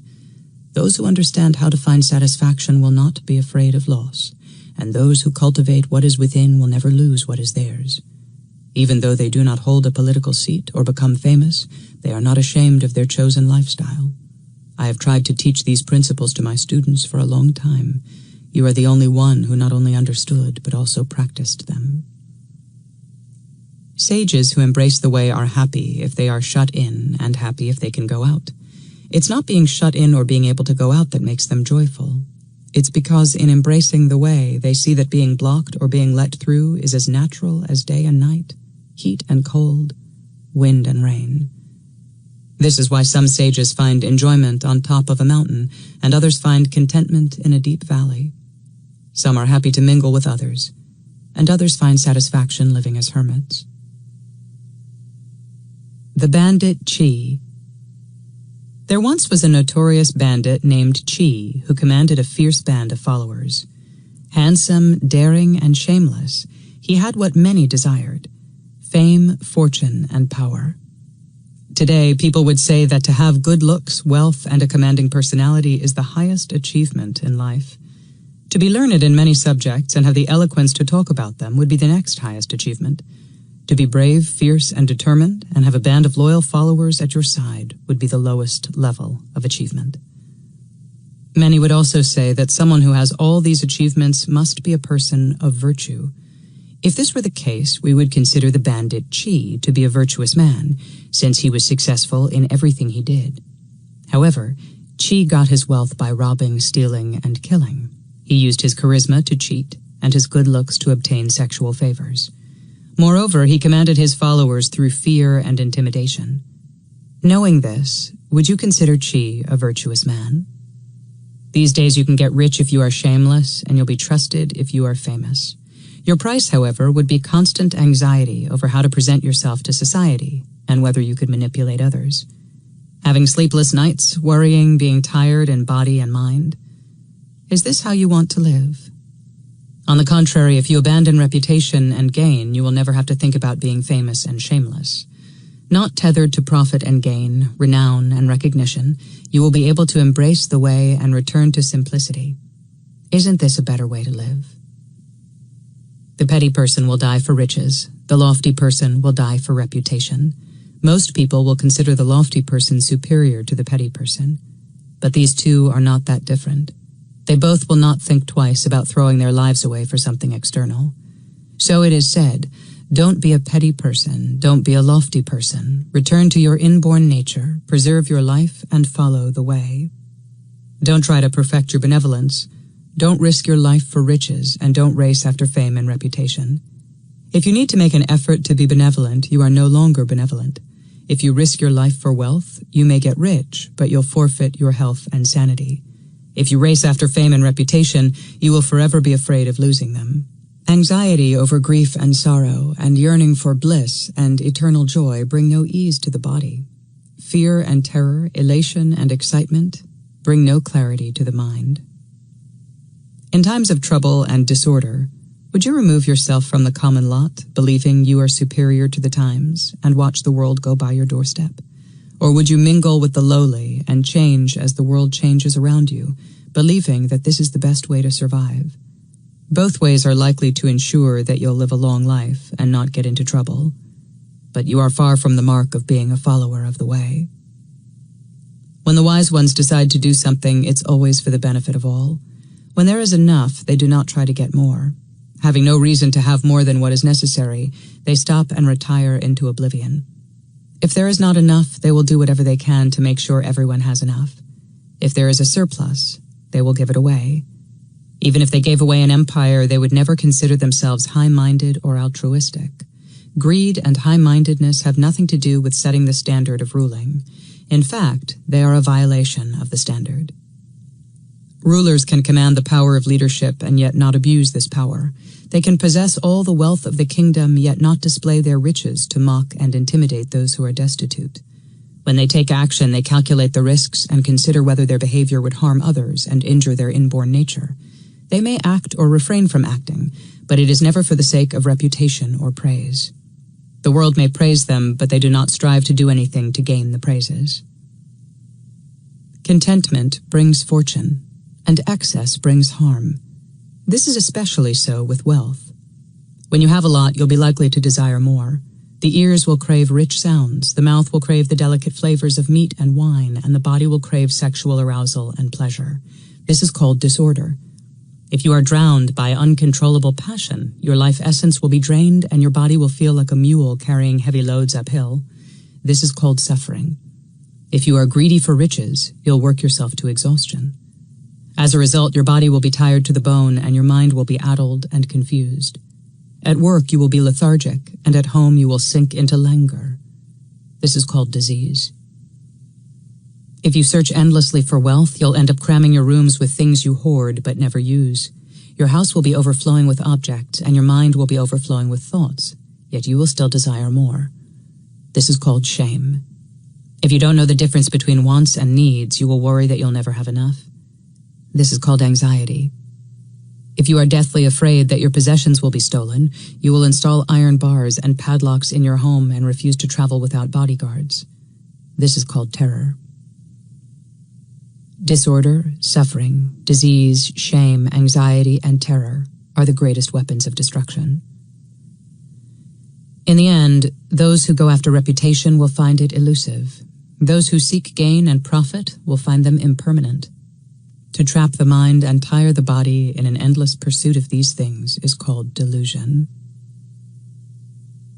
A Discourse on Swords. The king of the state of Wei was fascinated by swords and swordsmanship. He spent a lot of time testing and collecting swords from the finest smiths in his kingdom. As a result, he had little time to attend to the affairs of his country. The crown prince, concerned for the welfare of the citizens, wanted to find someone to persuade his father to devote time to governing the country rather than indulging in his hobby of swordsmanship. One of his ministers advised that Zhuangzi might be a good candidate for this task. Zhuangzi accepted the prince's request and appeared before the king in the garb of a swordsman. Expecting a master smith and an expert swordsman, the first thing the king said to Zhuangzi was, "What kind of swords do you make, and what expertise do you command in swordsmanship?" Zhuangzi replied, "I make swords of all kinds. My workmanship is impeccable, and my skill has no rival. My blade displays the quality of emptiness. When drawn from the scabbard, it transcends fear and doubt. As for my skill, my sword will pierce my opponent first before he can touch me." The king was very impressed and arranged for Zhuangzi to meet his best swordsman. When Zhuangzi arrived at the tournament ground, the king said, "First, tell me about the swords you plan to use." Zhuangzi replied, "I have brought 3 swords, the sword of the sovereign, the sword of the feudal lord, and the sword of the commoner. The sword of the sovereign is held in the scabbard of the 4 seasons. The 5 elements guide it, and the demands of honor and integrity direct it. Thrust it, and nothing can stand before it. Lift it high, and there is nothing above. Stab down with it, and nothing can block it. Swing it, and nothing can hinder it. Above, it can cut through clouds. Below, it can penetrate the deepest parts of earth. When you wield this sword, feudal lords will obey and respect you. Rebellions will be quelled without conflict, corruption will disappear, and the kingdom will enjoy peace, harmony, and prosperity." The king was dumbfounded. After a brief silence, he asked about the sword of the feudal lord. Zhuangzi said, "The sword of the feudal lord has wise and brave people as its point. Its blade consists of those who are pure of heart. People of trust and worth make up the spine. People of loyalty and dedication make up the sword guard. Heroes and fearless people make up the hilt. It too cuts without opposition from above, below, left, and right. This is because this sword is modeled after the roundness of heaven and the squareness of earth. When you slash with this sword, its arc follows the path of the sun, the moon, and the stars. When you stab with this sword, it follows the path of the 4 seasons. When it is used to command, it brings harmony and peace to the people. When the sword cuts, it is like the crash of lightning and thunder. Corruption, pride, greed, and anger all melt away. Leaving fear, dread, doubt, arrogance, and pride dead in their paths, this sword will make all bow down and submit to virtue." Finally, after much thought, the king said, "What about the sword of the commoner?" Zhuangzi replied, "The sword of the commoner is used by those with unkempt appearance, who swagger around looking fierce and aggressive. They slash each other to please the whims of the crowd. Above, it severs heads and necks. Below, it opens livers and lungs. When swung, it always draws blood. It has only one goal, and this is to cause maximal harm and injury. Those who wield this sword are no different from stray dogs fighting over territory. They have no place in the government of a kingdom." Zhuangzi then bowed before the king and said, "May I be bold to say that your majesty has been using the sword of the commoner when you should be using the sword of the king. The discourse on swords is over, so I will now take my leave." With that, Zhuangzi left the palace and was never found again. After this incident, the king of Wei locked himself in his palace for 3 months to ponder Zhuangzi's discourse on the swords. When he emerged from the palace, he held in his hand the sword of the sovereign. His rough and undisciplined band of swordsmen had either left the country or committed suicide. The tournament hall and the training grounds were abandoned, the forges were cold, and no more weapons of destruction adorned the halls of the palace. Needless to say, the crown prince was very happy to see his father be a true sovereign again. The Old Fisherman. Once, some students of Confucius met an old fisherman who asked what kind of work Confucius did and what manner of man he was. The students replied that Confucius taught people to practice benevolence, bring order to society through rites, rituals, and music, promote education for all classes of people, and live together in peace and harmony. The old fisherman merely nodded, then asked if Confucius owned an estate, ruled a fief, or held a position in government. When the students replied that their teacher never aspired to such ambitions, the old fisherman said, "Your teacher is definitely benevolent, but I am afraid he will still be unable to live out his years in peace. To tire body and mind in order to get people to follow rules and convention, to confine the natural ways within the boundaries of education, and to impose peace and harmony by leading citizens like a shepherd herding sheep. This is a vast distance from the way." When the old fisherman's words were reported to Confucius, the teacher exclaimed, "This man is a sage. I must visit him to learn more." Confucius arrived at the old fisherman's hut, stood outside, announced himself, and said, "Honorable one, I have been enlightened by your remarks. Please advise me so I can benefit from your wisdom." The old fisherman replied, "You are indeed humble and fond of learning. I, however, have nothing profound to teach. All I can say is the obvious. Since the beginning of time, creatures who follow the way thrive. Those who oppose the way don't last long. Those whose duties are to mind the affairs of the state should mind the affairs of the state. Those who are not appointed to do so should leave it to those who are. Making sure that there are enough taxes to repair roads, dams, irrigation ditches, that there is a system of just rewards and punishments, that corruption and favoritism are absent from the civil service, and that people with the right abilities are given the right tasks. These are the concerns of the high ministers," the old fisherman continued, "making sure that your inner circle of advisors are loyal and benevolent, that your guards and soldiers are brave and skilled, and that you have collected enough taxes to make the annual tribute to the emperor. These are the concerns of feudal lords. Balancing yin and yang and making sure that the seasons are timely, that the rites and rituals are performed correctly, that the clans and feudal lords are harmonious, that the imperial silos are well stocked, and that the neighboring countries do not invade you. These are the concerns of sovereigns. Now you are not a feudal lord, a minister, or a sovereign. Why tire your body and mind by worrying over all these things? Do you know that there are 8 pitfalls in life?" he asked.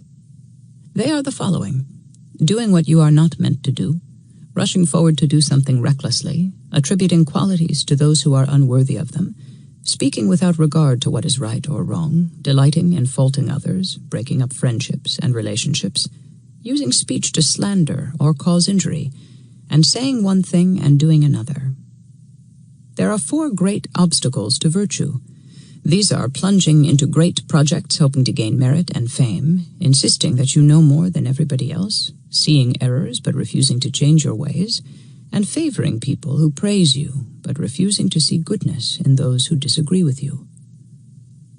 Confucius sighed and said, "Once I was honored in the state of Lu and held a position in the government, but treachery within the court caused me to be exiled and cursed. As far as I know, I tried to avoid the intrigues and plots, yet I was still a victim of them. How can I escape from something that is beyond my control?" The old fisherman said, "The moment you set your foot in the political arena, you'll be entangled in the politics. You who tried to teach benevolence should know that. If you had held on to the truth and had handed political matters to those who were meant to deal with political affairs, you would not have fallen victim to political entanglements." Confucius felt ashamed and asked humbly, "Honored sir, please tell me, what do you mean by truth?" The old fisherman said, "Truth is purity and sincerity at their highest. Those who lack purity and sincerity will not be able to persuade others. Those who show tears but feel no sadness will never experience true grief and compassion. Those who raise their voice and pretend to sound authoritative will never command respect. Those who force themselves to smile but never feel affection will never create solidarity. True authority need not be accompanied by a loud voice. True sadness and compassion are not necessarily accompanied by tears, and true harmony is not dependent on a smile. When you embrace truth within, your spirit will move among things externally and internally. When truth manifests itself in the family, it is loving care and gratitude. In service to a leader, it manifests as loyalty and integrity. In celebration, it manifests as joy and spontaneity. In mourning, it manifests as grief. We can say that truth is that which is the most important part of any experience. Thus, the most important thing in service is loyalty and integrity. In celebration, the most important thing is joy and abandon. In mourning, it is grief. In relating to family, it is loving care. Seek truth in the activity you are engaging in. Otherwise, you'll get bogged down with petty details. Therefore, in caring for family, you should not be picky about where the money comes from, as long as it is through ethical means. At festive occasions, it is more important to ensure that everyone is having a good time, rather than worrying about where to get cups and dishes. When you grieve, the important thing is to feel the loss, rather than squabbling over what exact funeral rite should be used. The sage models himself after the way, values truth, and is not constrained by the petty and the vulgar. He added, "The ignorant person ignores the wider view of things and gets caught up with small concerns. Plodding along with everyone else, he prefers the mentality of the mob and never gets a glimpse of the limitless." Confucius stood, bowed twice before the old fisherman, and left with his students. On the road, one of his devoted students, Zilu, asked his teacher, "Sir, you are honored among teachers. Many bow to you in respect, but we see you bowing before this rough and uneducated fisherman. Why should you give this old guy such respect?" Confucius replied, "Zilu, have you not learned anything from the old fisherman's words? To meet someone wiser than you and fail to show respect violates etiquette. To be able to listen to the teachings of someone whose thoughts are loftier than yours and fail to show honor is to lack integrity. The old fisherman never told people to bow before him, yet those who have a glimpse of truth will recognize him as a sage and will bow in his presence. Those who don't see this are unfortunate indeed. You, who had the fortune of meeting a sage, threw away teachings that many would give away a fortune to receive. The truth is the way. All things are created from it, all things dissolve into it. To go against it is to go against life, to go with it is to follow the natural order of creation. When you encounter the teaching of the way, you need to respect it. This old fisherman certainly possesses the way. How do I dare not show respect?" Lietzi. Lietzi was a respected teacher, and his house was often crowded with students. Once his teacher, Bayun, visited him and saw the number of shoes left outside the cottage. He turned, and without a word, walked away. Lietzi ran after his teacher and said, "Teacher, you have come a long way for a visit. Please come into my house and teach me." Bayan said, "I won't teach you because you haven't even learned what I taught you last time. I told you that you'll have no trouble getting people to listen to you. Your problem is your inability to let them go. You say what people want to hear, happy that you have pleased them at the end of the day, and hoping they will return the next day. You think you have achieved a lot by getting yourself a crowd of students. But no matter what you say, the clever ones tire themselves out, the anxious ones get more worried, and the petty ones don't stop their scheming. At this rate, it's better if you and your students never meet at all. Then the whole lot of you can wander around leisurely, drifting here and there, floating like an empty boat with the currents, and not be entangled in the plots and schemes of the world." Lietzi took his teacher's advice, dismissed his students, and shut himself in a retreat for 3 years. After that, he neither taught nor traveled. Instead, he stayed at home, cooked, cleaned, and did other chores around the house. In this simplicity, he lived out the rest of his life. In our world today, there are many who think that they alone are right. Eager to argue and debate, they can't wait to pit their wit and cleverness against others. But those who truly possess virtue are not even aware of it, and those who walk in the way are completely oblivious to it. They are only doing what is natural to them. The sage rests when it's appropriate and acts when it is necessary. Many people, however, do the opposite. They rest when they don't need to and push when they really need rest. To know the way is easy. To not dwell on it is hard. The sage considers what is believed to be inevitable, transforms it into the evitable, and therefore does not have to resort to force to solve problems. Nowadays, many consider what is evitable inevitable. Therefore, they rely on force to attain results. Those who see violence as a means will always fight to make things go their way. Those who refrain from violence will allow the natural way to run its course. The former ties the knots tighter. The latter allows the knots to disentangle themselves. But the best way is to not let the knots form in the first place. The petty and greedy person sees only gifts, calling cards, and advantages. He wastes energy on shallow and trivial things, but outwardly tells everyone he wants to save the world. His desire for little favors will only bring him punishments as he exploits tax loopholes, creates false documents, and schemes to cheat government, colleagues, friends, and even family. The external punishments of prison and fines will bear down on him, but it is the internal punishments of offending yin and yang, tiring body and mind, that will eat him up alive. Confucius once said that the human mind is more dangerous than high mountains and fast rivers and is harder to understand than the ways of heaven and earth. Whereas heaven and earth follow cycles of growth and renewal, the mind is volatile and sneaky. The seasons do not lie. In spring the flowers bud, in autumn the leaves fall. However, humans may display benevolence and kindness, but harbor bad intentions.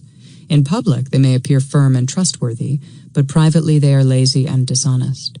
They may look like they are organized and decisive, but actually be fickle and scatterbrained. The crowd flocks to people who speak eloquently about promises, admiring their charm and drinking in their sweet talk, only later to be burned by deceit and lies. It is for these reasons that enlightened leaders will send a subordinate on a distant mission to test loyalty and give another a position close at hand to test respect. They will give a difficult task in order to observe how well a subordinate sticks to it. They will give financial responsibilities and observe how honestly a subordinate deals with wealth. They will try to get subordinates drunk and watch how they handle themselves. They will put them in the company of sophisticated people to see how well they can hold their own. By applying these tests, a wise leader can determine whether a candidate is worthy of a position in business or in government. If you think that you have embraced virtue, you will always consider yourself to be right and denigrate those who hold different opinions. There are certain qualities that will get you into trouble if you display them. First, being perceived as fortunate, having good looks, wealth, and influence will make you the target of those who are failures. Second, being perceived as wise and knowledgeable will make you the target of those who are ignorant and closed-minded. Third, being perceived as brave and decisive will make you the target of those who are cowardly and fearful. Finally, being perceived as benevolent, kind, and considerate will make you the target of those who are petty and mean. Thus, the enlightened ones never displayed their wealth, fortune, knowledge, wisdom, bravery, and benevolence. Since their actions naturally follow their inborn nature, virtue is already embedded in their actions. Is there any reason to display your virtue to convince the world you are virtuous? Under heaven. In ancient times, people lived according to the way. Where does the way come from? I say it is nowhere and everywhere. Where does enlightenment come from? I say that it does not need to come from anywhere, because it is always there to begin with. Where do virtues come from? The sages give birth to them. The enlightened leader completes them. Those who do not abandon the way are called realized beings. Those who abide in purity are called the virtuous ones. The way is the source of being, virtue is the root of being, and enlightenment is the gate of action. Those who are at one with both transformation and constancy are called sages. Those who use benevolence for inspiration, who let integrity guide their actions, and who incorporate music and ritual into their everyday lives are honorable men and women. The ruler who uses the principles of enlightened leadership to establish laws and regulations, to make decisions and plan actions, and to assign appropriate people to the right tasks are vigilant in repairing roads, dams, and irrigation ditches. They give food and shelter to the needy, make sure that the citizens are nourished and cared for, and are the enlightened leaders of humanity. Sages, honorable men and women, and enlightened rulers all have this in common. They see themselves as the caretakers of the earth and its inhabitants. They bring harmony to the nations, and they extend their bounty and fortunes to all. Today, people do not understand that realizing the sage within is the foundation of leadership. They don't see that the enlightened leader in public is the manifestation of the sage within. Confused and deluded, they choose to abandon the way. Petty and arrogant, they follow their desires, make their own rules, and impose their beliefs on others. If they are wealthy, instead of valuing simplicity, they drown themselves in extravagance. Instead of using virtue as a standard by which to measure their thoughts and actions, they govern their lives by greed and ambition. Instead of aiding others in times of crisis, they criticize those who inspire peace and harmony as weak and cowardly. Preferring force to yielding, they are indeed far from the way.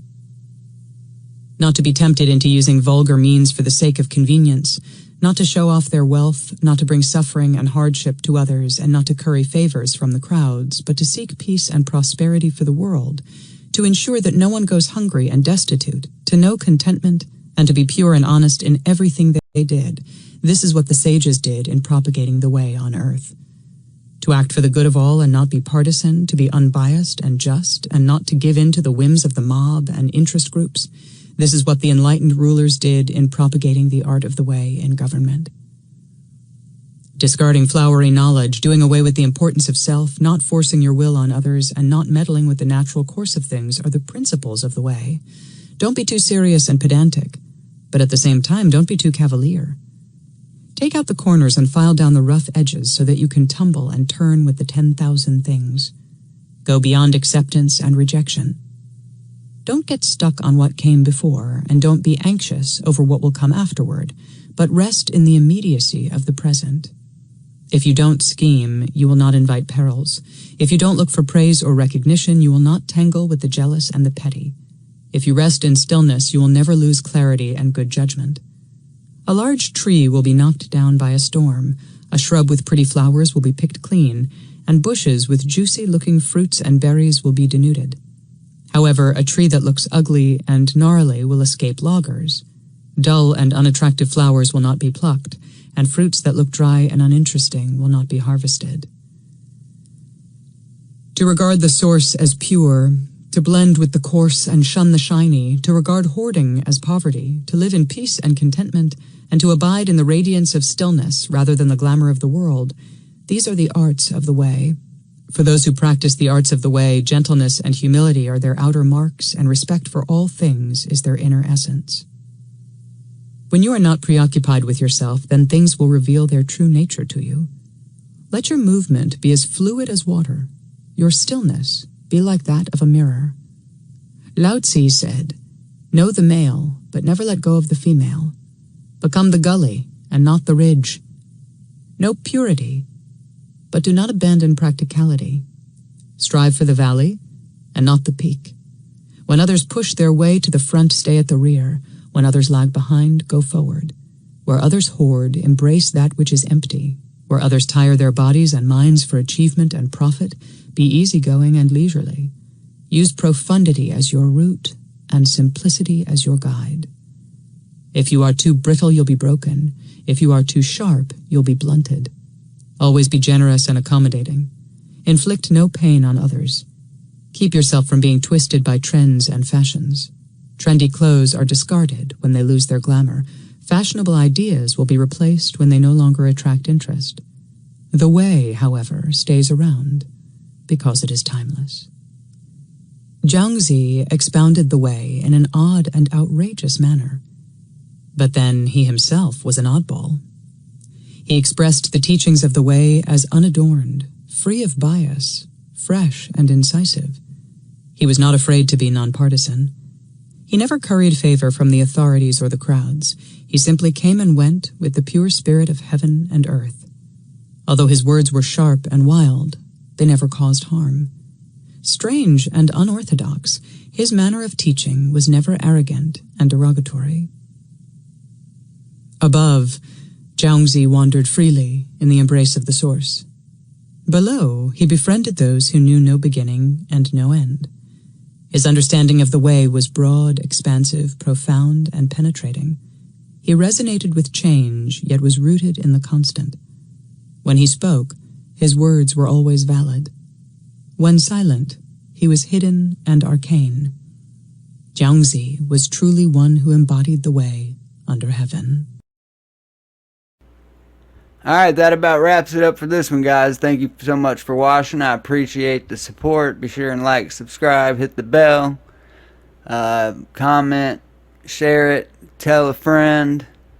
I love you guys. You are loved by the universe. I know you don't like them, but go love them. Go love somebody you don't like. I'll see you guys next time. I love you.